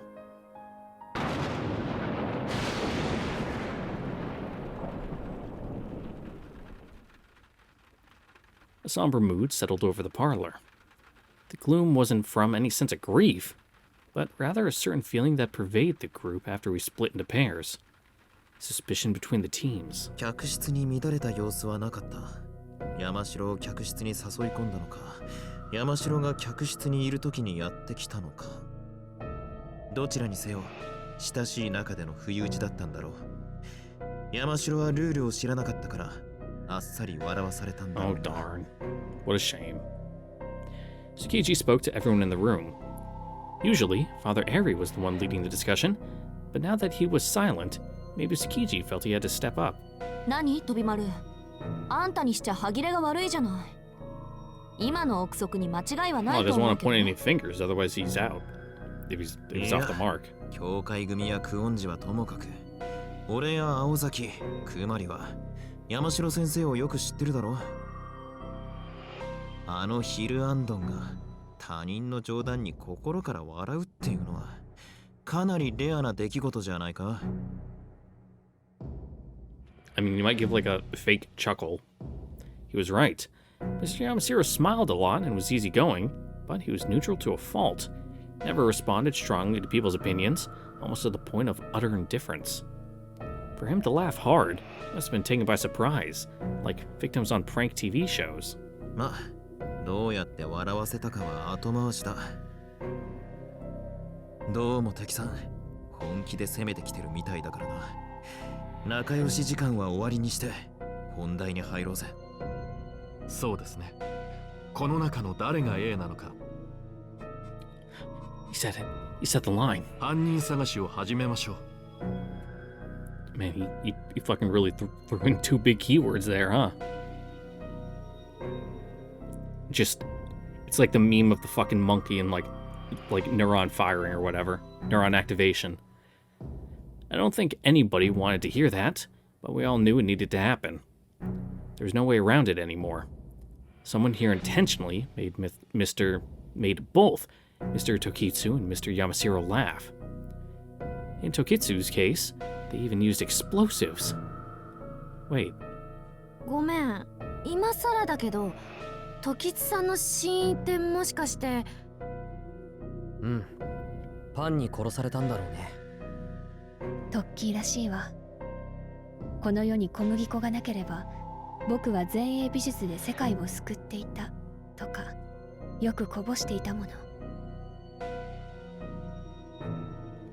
Tsukichi scratched his head apologetically.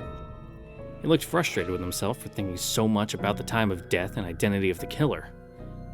I guess he did have a more sensitive side. 犯人探しなんてするまでもないと思いますが、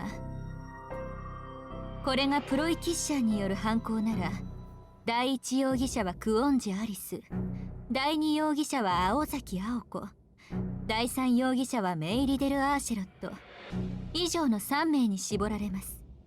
There's also, you know, I know Sojiro was out cleaning, but there's also, you know, the chance to just touch something he wasn't supposed to, again. 彼女たちをここで笑わせてしまえば解決です。脇腹をえぐるなり、足の裏をそぐなりすれば、人間は笑います。物理的に。ゆいちゃん、ちょっと落ち着いて。Yeah, same thing with Inquisition. 冷静になりましょうみんな。喧嘩は良くないわ。犯人の思うツボよ、きっと。もっとミステリ的に考えましょう。まずはアリバイ検証とか、ほら、物理的に穏やかな方向で。律香に賛成です。ゆいかくんも。No bamboo splinters in the fingernails, por favor. 築地くんやくまりさんが同席しているんですから。アリバイ検証はちょっと待ってもらえますか。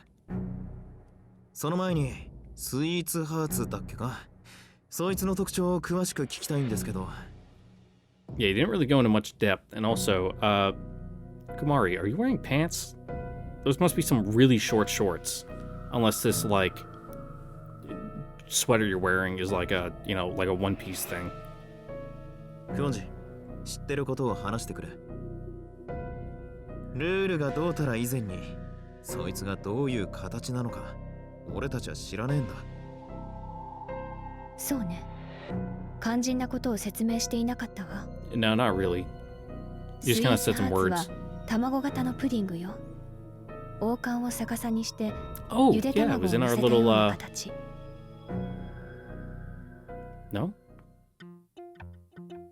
It wasn't in the thing last time. 斬新ね。プリンに殺されるミステリとか今まで聞いたこともなかったわ。Makes me hungry though. バカなの？バカしかいないの？それは発動する前の形よ。スイーツハーツは自分を食べた相手にそっくりそのまま擬態するの。というか、スイーツハーツを食べちゃった時点で食べた人間、これが使用者ね。使用者は卵の中に閉じ込められて、外にはスイーツハーツが擬態した使用者が現れる。活動を始めたスイーツハーツは人間の形をしているってこと。理屈も道理もあえて聞かないが、要は本物と偽物が入れ替わるんだな。前言は撤回してあげる。keep saying 飛び words. 丸だけは去る以上ね。そうスイーツハーツは使用者に化けるプロイなの。それも完全によ。何しろ起動してしまったらスイーツハーツすら自分が犯人だとは思っていないんだもの。完全に化けるってそういうことでしょ。犯人と思わしきやつをどんなに詰問しても拷問しても、それがスイーツハーツだっていう客観的かつ絶対的な証拠がないと正体は暴けない。 Okay. 使用者は証拠を突きつけられて、ようやく自分がスイーツハーツだって気がつくのよ。あー、何そのロジックパズル。たまんないです。正直もうたまんないです。 Can you please go somewhere else? まず自分はスパイではないと自己暗示をかけると言いますが、厄介ですね。いえ、それはおかしい。犯人は明確に笑わせに来ているのでしょ。それで自覚がないというのはどうも。 Fair スイ question. ーツハーツとスイーツハーツが代行している人間はオンオフで切り替わるの。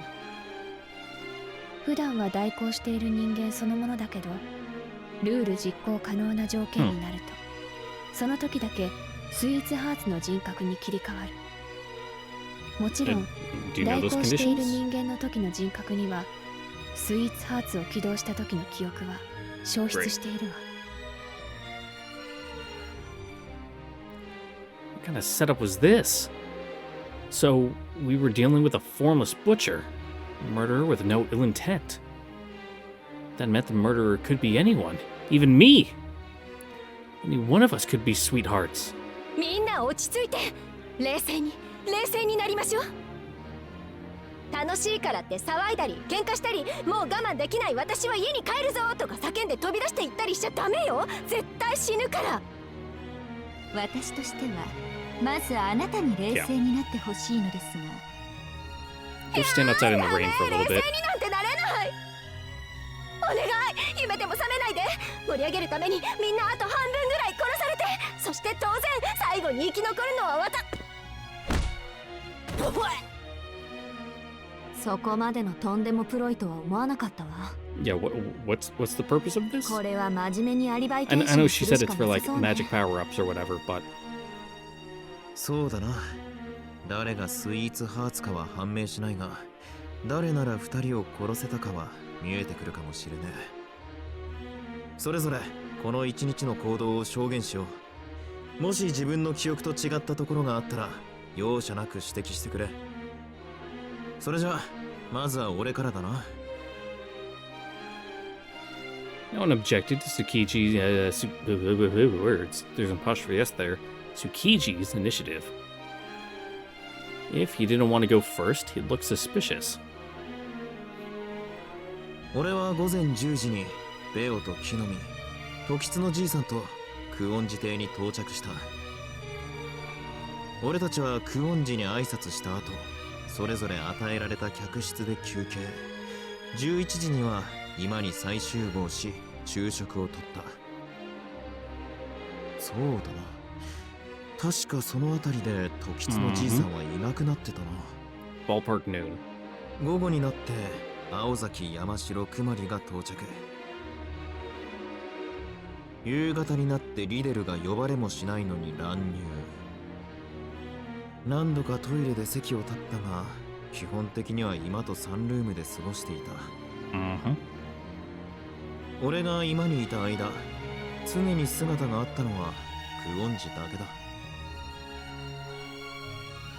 私は午前中は街で買い物をして、そのまま昼過ぎにクマリと合流。なぜか山城先生もいたわ。 Well, he's 3 already 人で dead, so 洋 we 館 gotta に到 suspect 着したの him. が2時過ぎ。今で飛び丸たちに挨拶して、あとは今とサンルームを行ったり来たりだったかな。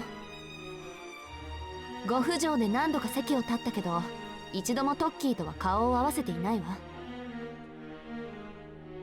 You're also up and about on the second floor, you know, when みんなと変わらないよ。 Kamari went up for a nap, doing God knows what. 3連休だったので、昨日はトビーの家で寝泊まりしてあげてたよ。ホウスケも一緒だったんで、うるさいことこの上なかったです。で、朝になってから3人で一緒に公園まで行って、じいさんと合流して、ロールスロイスでここの門に到着。10時にはアリスに挨拶して、あとはずっとゴロゴロしてました。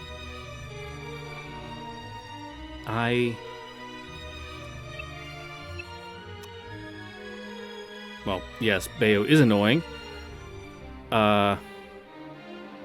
Bayo's is fine, but, Go. ほとんど屋敷にいたんだけど、パーティーの準備が忙しくてあまりみんなと話していないな。誰かさんと誰かさんが手伝ってくれないから。Yeah. You were out cleaning all day. それはともかくとして、基本的には今にいたよ。買い出しとか庭の手入れもしたけど、あれは午後だったかな。夕方になって部屋に戻ったら、時津さんが大変なことに。私はそうね、人手がなかったからトッキーが来る前に自分で西館の施錠を済ませて今に移動したわ。プロイの保管庫を含めて西館には立ち入り禁止の部屋が多いから。それからはずっと居間でゲストの様子を見ていたけど、誰がいつどのくらい席を立っていたかまでは把握していない。What everyone else was doing. 私も青崎と同じだけど、一応証言はしとく。午後1に青崎、山城先生と合流して午後2時過ぎに久遠寺邸に到着。客室で一度休憩を取ったのが3時半から4時。Run-in with a stranger? 4時にロビーに神父さんたちがやってきたのを覚えています。あとそうだ、仮眠中誰かの笑い声が聞こえた気がするけど、気のせいかもしれないし、これは推理の材料にしないで混乱させるだけだわ。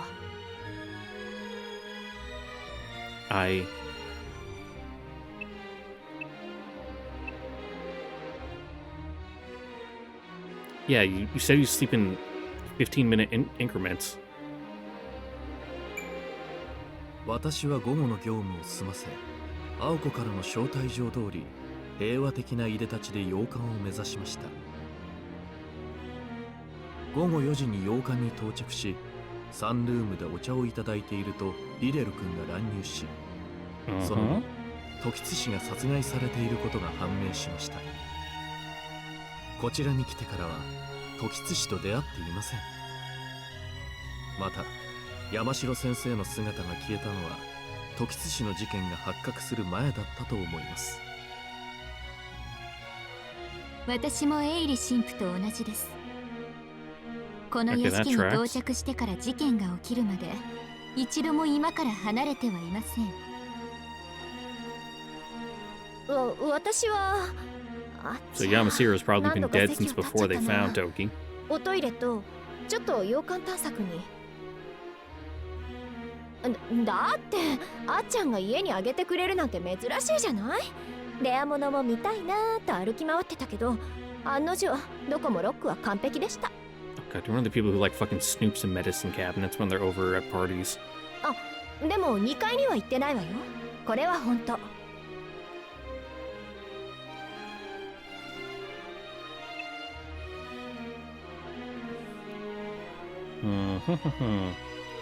Did Yuki even say anything?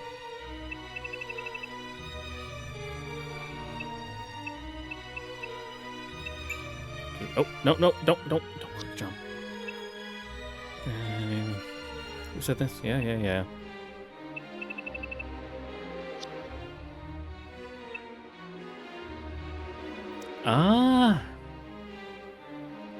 Sure, Yuika, why not?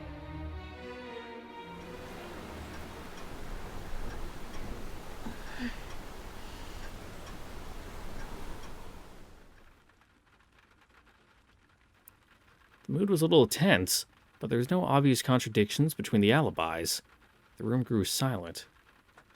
There wasn't enough evidence to pinpoint the time of Tokitsu's death. Nobody heard an explosion. Apparently, thanks to this ploy kickshot nonsense, even rigor mortis wasn't a reliable indicator.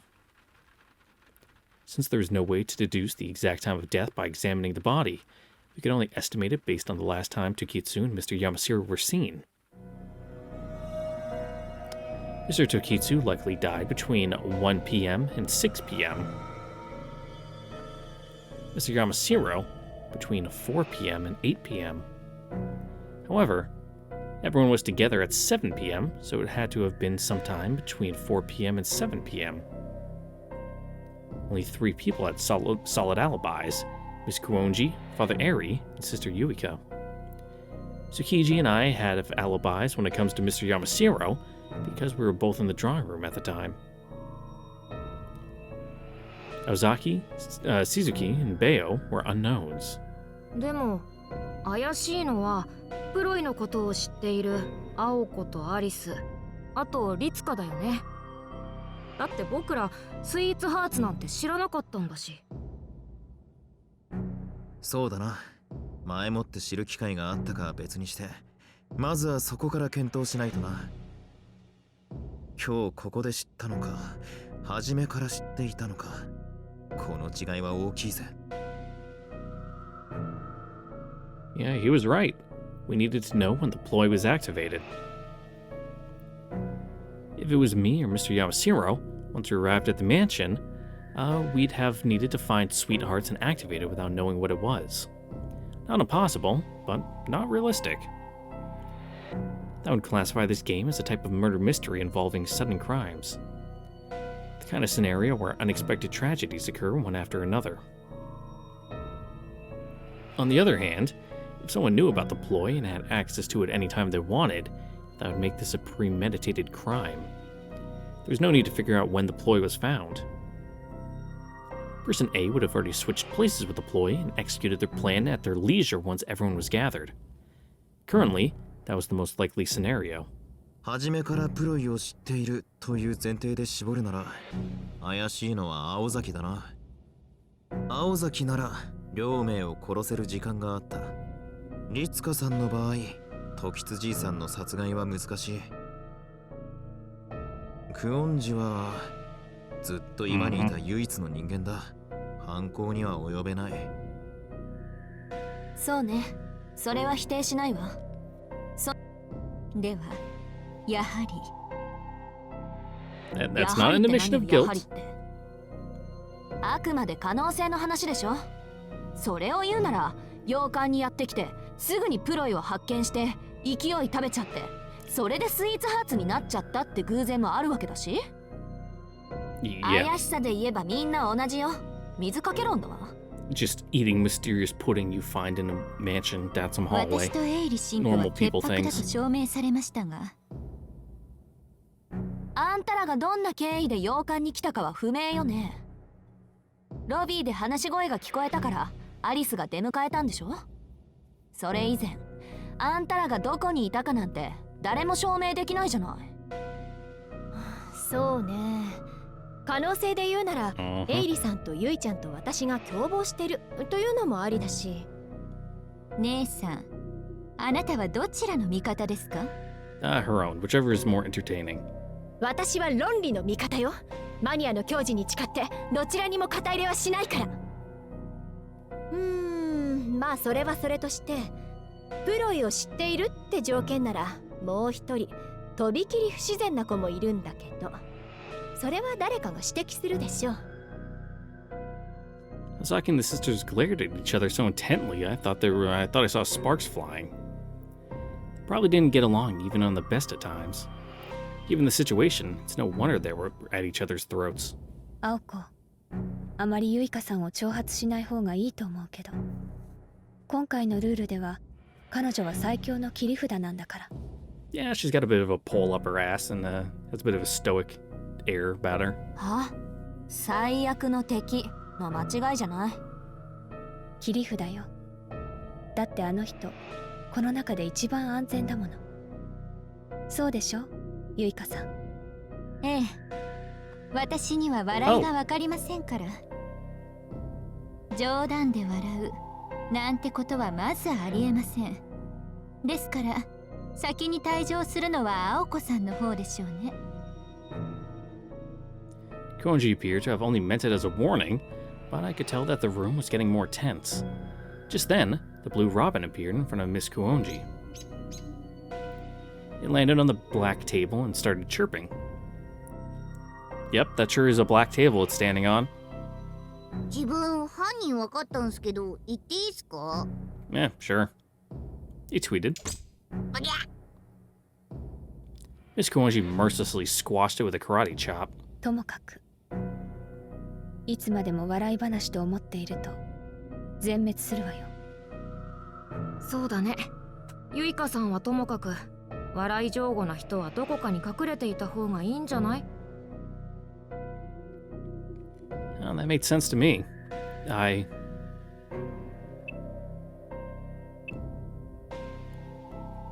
Sure, Myrtle's alibi. I felt that we needed to dig more into the pink girl's alibi. 私にもやれって言うの？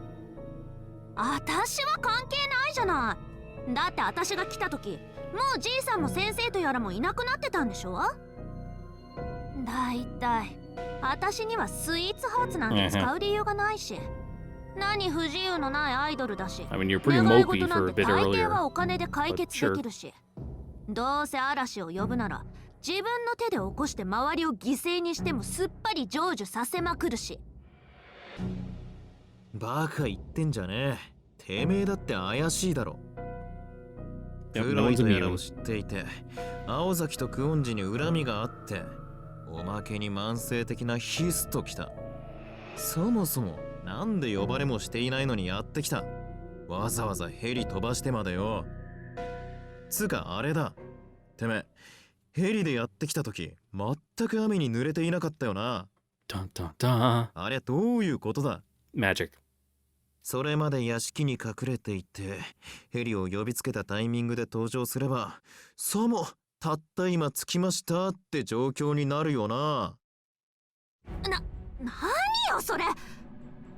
私ちゃんとヘリで来たってば。雨に濡れないのはゴブリンが弾いたからだし、なんで私があんたらを皆殺しにしようなんて思うのよ。いや、思ってたじゃない Just か。 British people things. ええ、したわ。あれはあれ、これはこれでしょ。 Yeah, that's that. This is this. もうマジ頭きた。私帰る。帰って第二次ブリティッシュ作戦の準備する。 Oh, okay. もちろ Have ん fun. 標的はここだからね。できるの？脱出は困難だってアリスが。Nah, she can try. ええ、 Let's see what スイー happens. ツハーツの確率変動で道は土砂崩れになっている可能性が高いわ。電話線もなくなってるから外部と連絡も取れないし。ふん、地上がダメなら空があるわ。 You got a broom? いいわよ。ヘリでしょ。お望み通り呼んでやるわよ。私のゴブリンネストを舐めるんじゃないっての。 The girl in pink stormed out into the hallway. ハロー、パパ？私だけど、今すぐ三崎町の白犬塚までヘリ飛ばして。そう、あの三崎町。はあ？まだ諦めてないのかですって？ブワー！ Oh, you shouldn't fly a 頭 helicopter の in 中 bad かぼ weather ちゃに like なっ that. てんじゃないの？勝つまでやるのが私だし。第一、まだ全然負けてないし、あんなの引き分けに過ぎないわよ。ほら、座標はわかるでしょ。さっさと飛ばして。10分以内よ、10分以内。は？死者にあるヘリじゃ無理？嵐がひどくて近づけない？タコ、んなこと No, わ man, か their ってる fucking わ flight よ。 plan's gonna get denied. それで No も way it's こ VFR の conditions out there. 私が Hell, even 今 fucking す special ぐ VFR. ミサイル Like, みたいに nah. かっ飛ばせって言ってん Nah, that shit's getting の。 denied, dog. 飛ばしたくても期待がない？このハイトンチキ、あんたそれでも商人？頭使いなさいよね。近くに軍用基地あるでしょ。そこに試作の最新鋭機があるって話よ。教習よ。もう無理無理うるさいわね。それしか言えないの？は？帰会社の立て直しでキャッシュがない？期待プラススタッフごと買い取らなきゃならん？上等じゃない。その程度私がいくらでも稼いであげるっての。アラブの坊ちゃん宅だろうが、チャイナの金満家のところだろうが、プライベートライブ2、3発ぶちかましてあげるわよ。それで泣いて喜ぶとか本気でやめて。お金のためよ、お金のため。音楽業なんてどうでもいいんだから。 Spoken like a real musician. 分かったら10分以内。最新鋭機のスーパーかっこいいの。クソアパッチなんかよこしたら親子の縁切るから、覚悟しておくことね。 What you got against the Apache? I climbed in one when one was parked in our jet. It was getting shipped off some army dudes in, I think it was going to Florida. I think so. But I had to do some maintenance on there, and the door was unlocked, so I'm like, yoink, in the cockpit I go. Looked at the big machine gun on the front. I'm like, damn, that's cool. The pink girl's vicious berating could be heard throughout the house. She was speaking English so quickly, and with so much slang mixed in, that I couldn't quite catch it all. Listening wasn't a particular strength of mine anyway. あのバカは本気で軍用ヘリ呼びつけやがった。お待たせ。あと10分もしたら救いの天使が来るわ。スイーツハーツのルールはこの山限定だから、外に出てしまえば何もかもチャラ。私は一足先に家に帰って豪華なディナーとシャレ込ませてもらうから。 A little bit of a controlled flight into terrain will fix your attitude. 私だって鬼じゃないし、どうしてもって言うなら乗っけていってあげてもいいわよ。こんな犯人当てゲームにコリゴリな人は今すぐ私側に来ることね。待てそこ。どうしてすぐ強い方につこうとするのか。 Yeah, you can't be skipping out. いやしかし自ら救いの天使だと。やめとけ宗十郎。そいつが救いの天使だってんなら青崎なんざ癒しの女神クラスになっちまう。根本的に例えを間違えてるぞあれ。クマリはどうする？飛び丸たちはこう言っているけど。私も辞退。帰るなら一人で帰ってもらえばいい。Yeah, mainly because you're our viewpoint character, so you can't leave. To be honest, if rescue was coming, I really did want to leave, but I wasn't about to owe this pink princess any favors. この状況でも仲良しごっことか、ドリーマー極まったわね。いいわよ、好きにすれば。明日の朝刊の見出しが山の上の洋館、宿泊客全員行方不明かなんてもんにならないようせいぜい気をつけなさい。逃げ出す女がよく言ったものね。 No, that's a different ploy. そもそもこの天候で助けなんて来るはずないし、外の天気嵐というより地獄でしょ。夢見がちなのはそっちの頭の方だと思う。And then, before even 10 minutes had gone by, there was a bizarre noise from outside that was separate from the howling storm. 予定よりすっごく早い。さすがパパ。なんだかんだ言ってコネクションも行動力もあるんだから。 That's a fancy way of saying corruption, but sure. In the midst of the tempest, a demonic bird came bearing down on us. Bright spots that I thought were eyes turned out to be a powerful searchlight. Its beams stretched out for miles. The steel helicopter, it's probably aluminum, the steel's too heavy and unflexible. The steel helicopter struggled against winds in excess of 50 miles per hour. Then,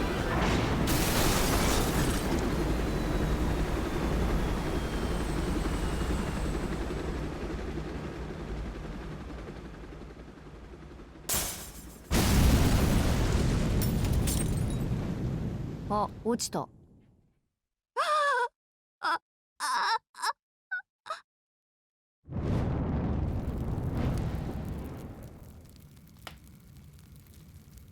well then. いや、この天候でフライトとか常識的に考えて無茶でしょう。アリスさんでもそこまで世間知らずではありませんよ。ええ、必ず落ちると思ったわ。リデルの作戦がうまくいったことなんて今まで一度もないのだし。Yeah, she seems like she has like a あんたさえ fucking 関わ F らなけ stat れば in いつ luck. だって私はパーフェクトだっつーの。それに今のはただのテストよ。 You're not 本 getting a 命は second. 後からやって。ちょっと待って、タイム。 The pink girl went back onto the hallway. Maybe she had a page in her pocket. はあ、責任問題になった？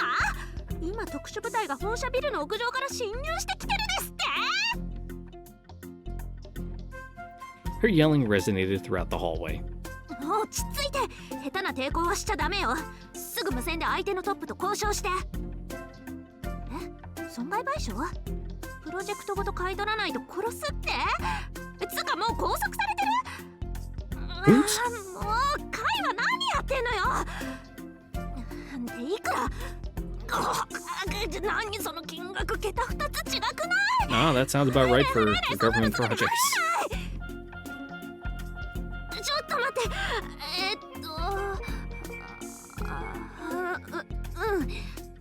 なんとかなるかも。 Put on a morale performance for the troops. 今年のツアー延長と私の持ち株とタヒチの島を売却すればなんとかなりそう。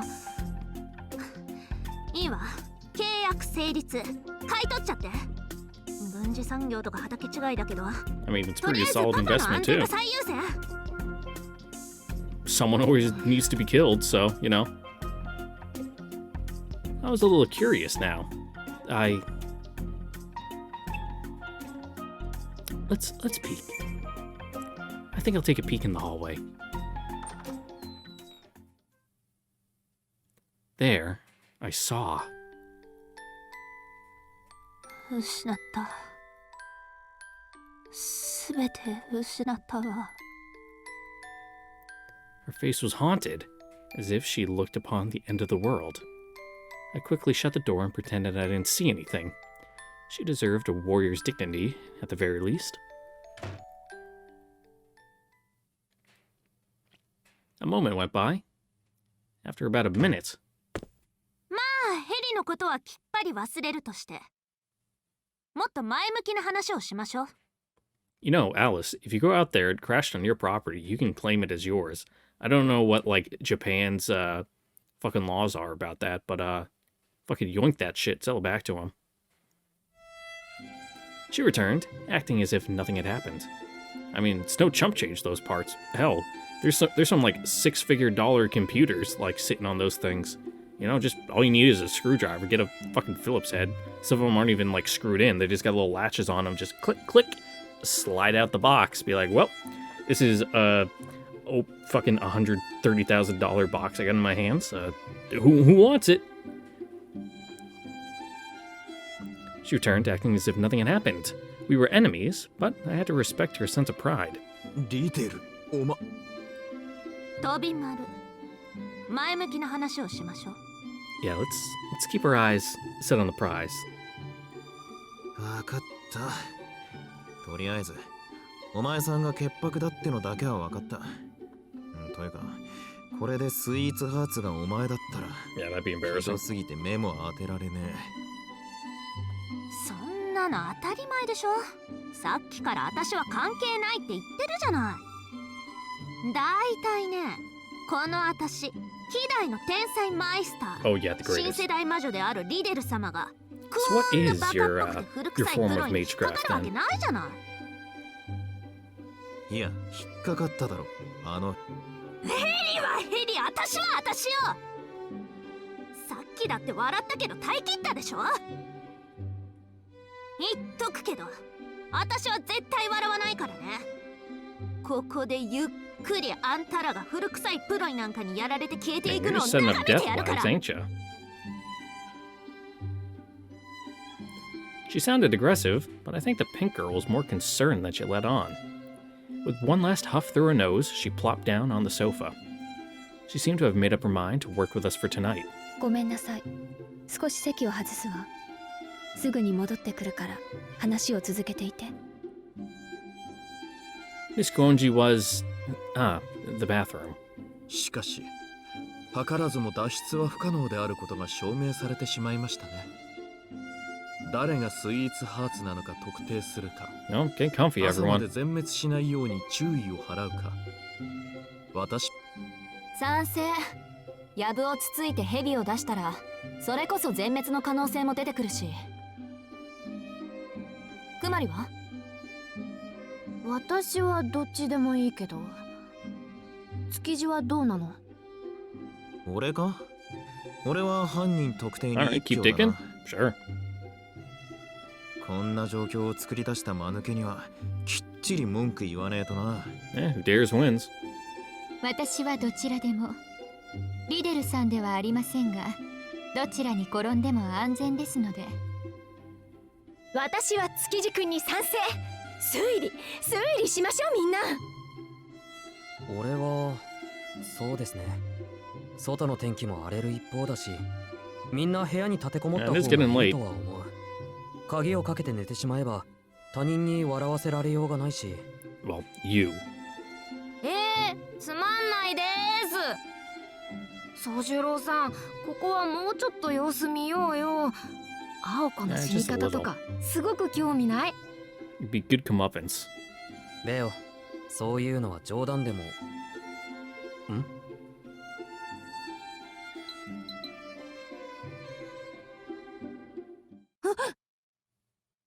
Suddenly, the room was pitch dark.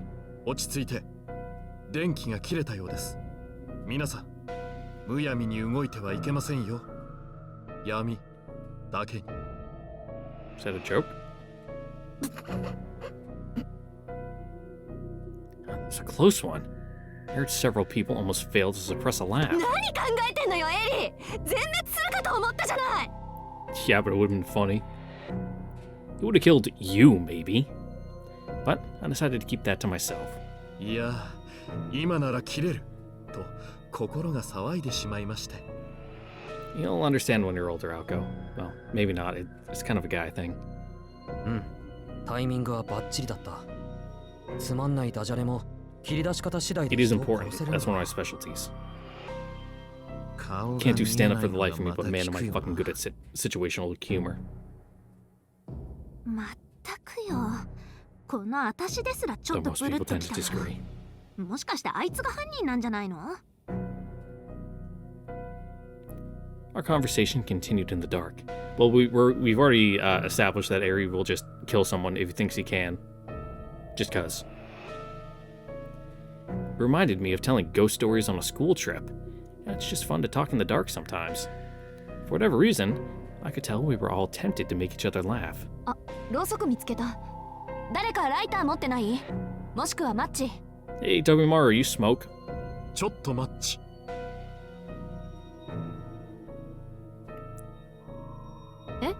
今のも神父さん？ Yeah, lost in translation on that one. ひどい。ひどすぎる。脳が退化しているとしか思えません。いや、この原子の状態じゃ They エス tried. プリ聞かせてもインパクトねえぞ。シンプルイズベストだ。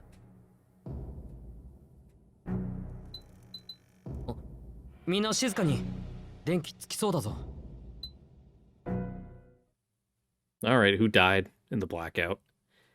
Did the Koenji estate have its own power generator? It wasn't clear who restored the power, but the drawing room was flooded with artificial light.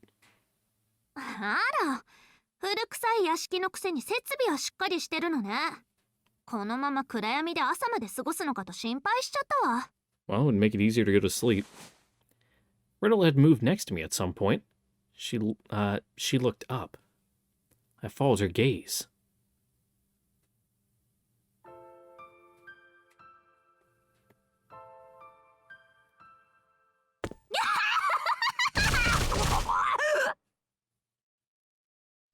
Oh.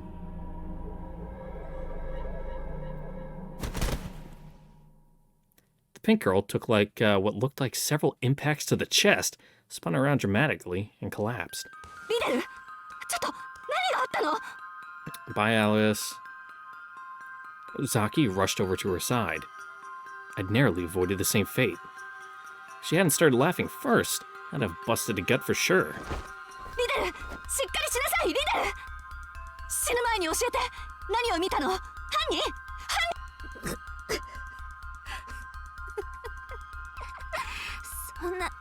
Terror of the deep. つまんないやつより Then もっとおぞましくてプニプニした悪魔がばったり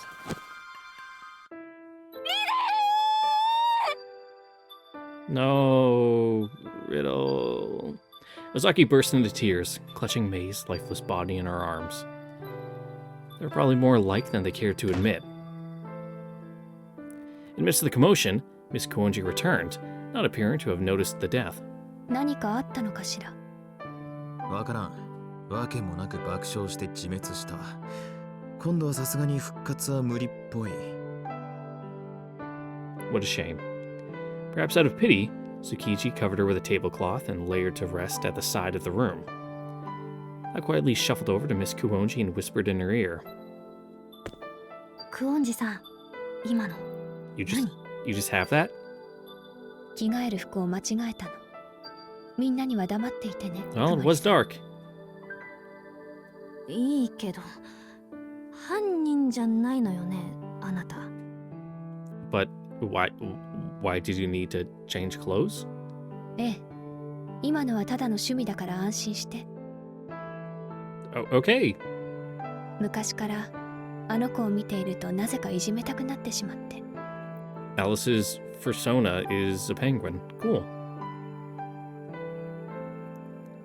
It's really too bad, she sighed. Again, I felt a little sorry for Riddle. Girl's got no friends. It's a hard knock life.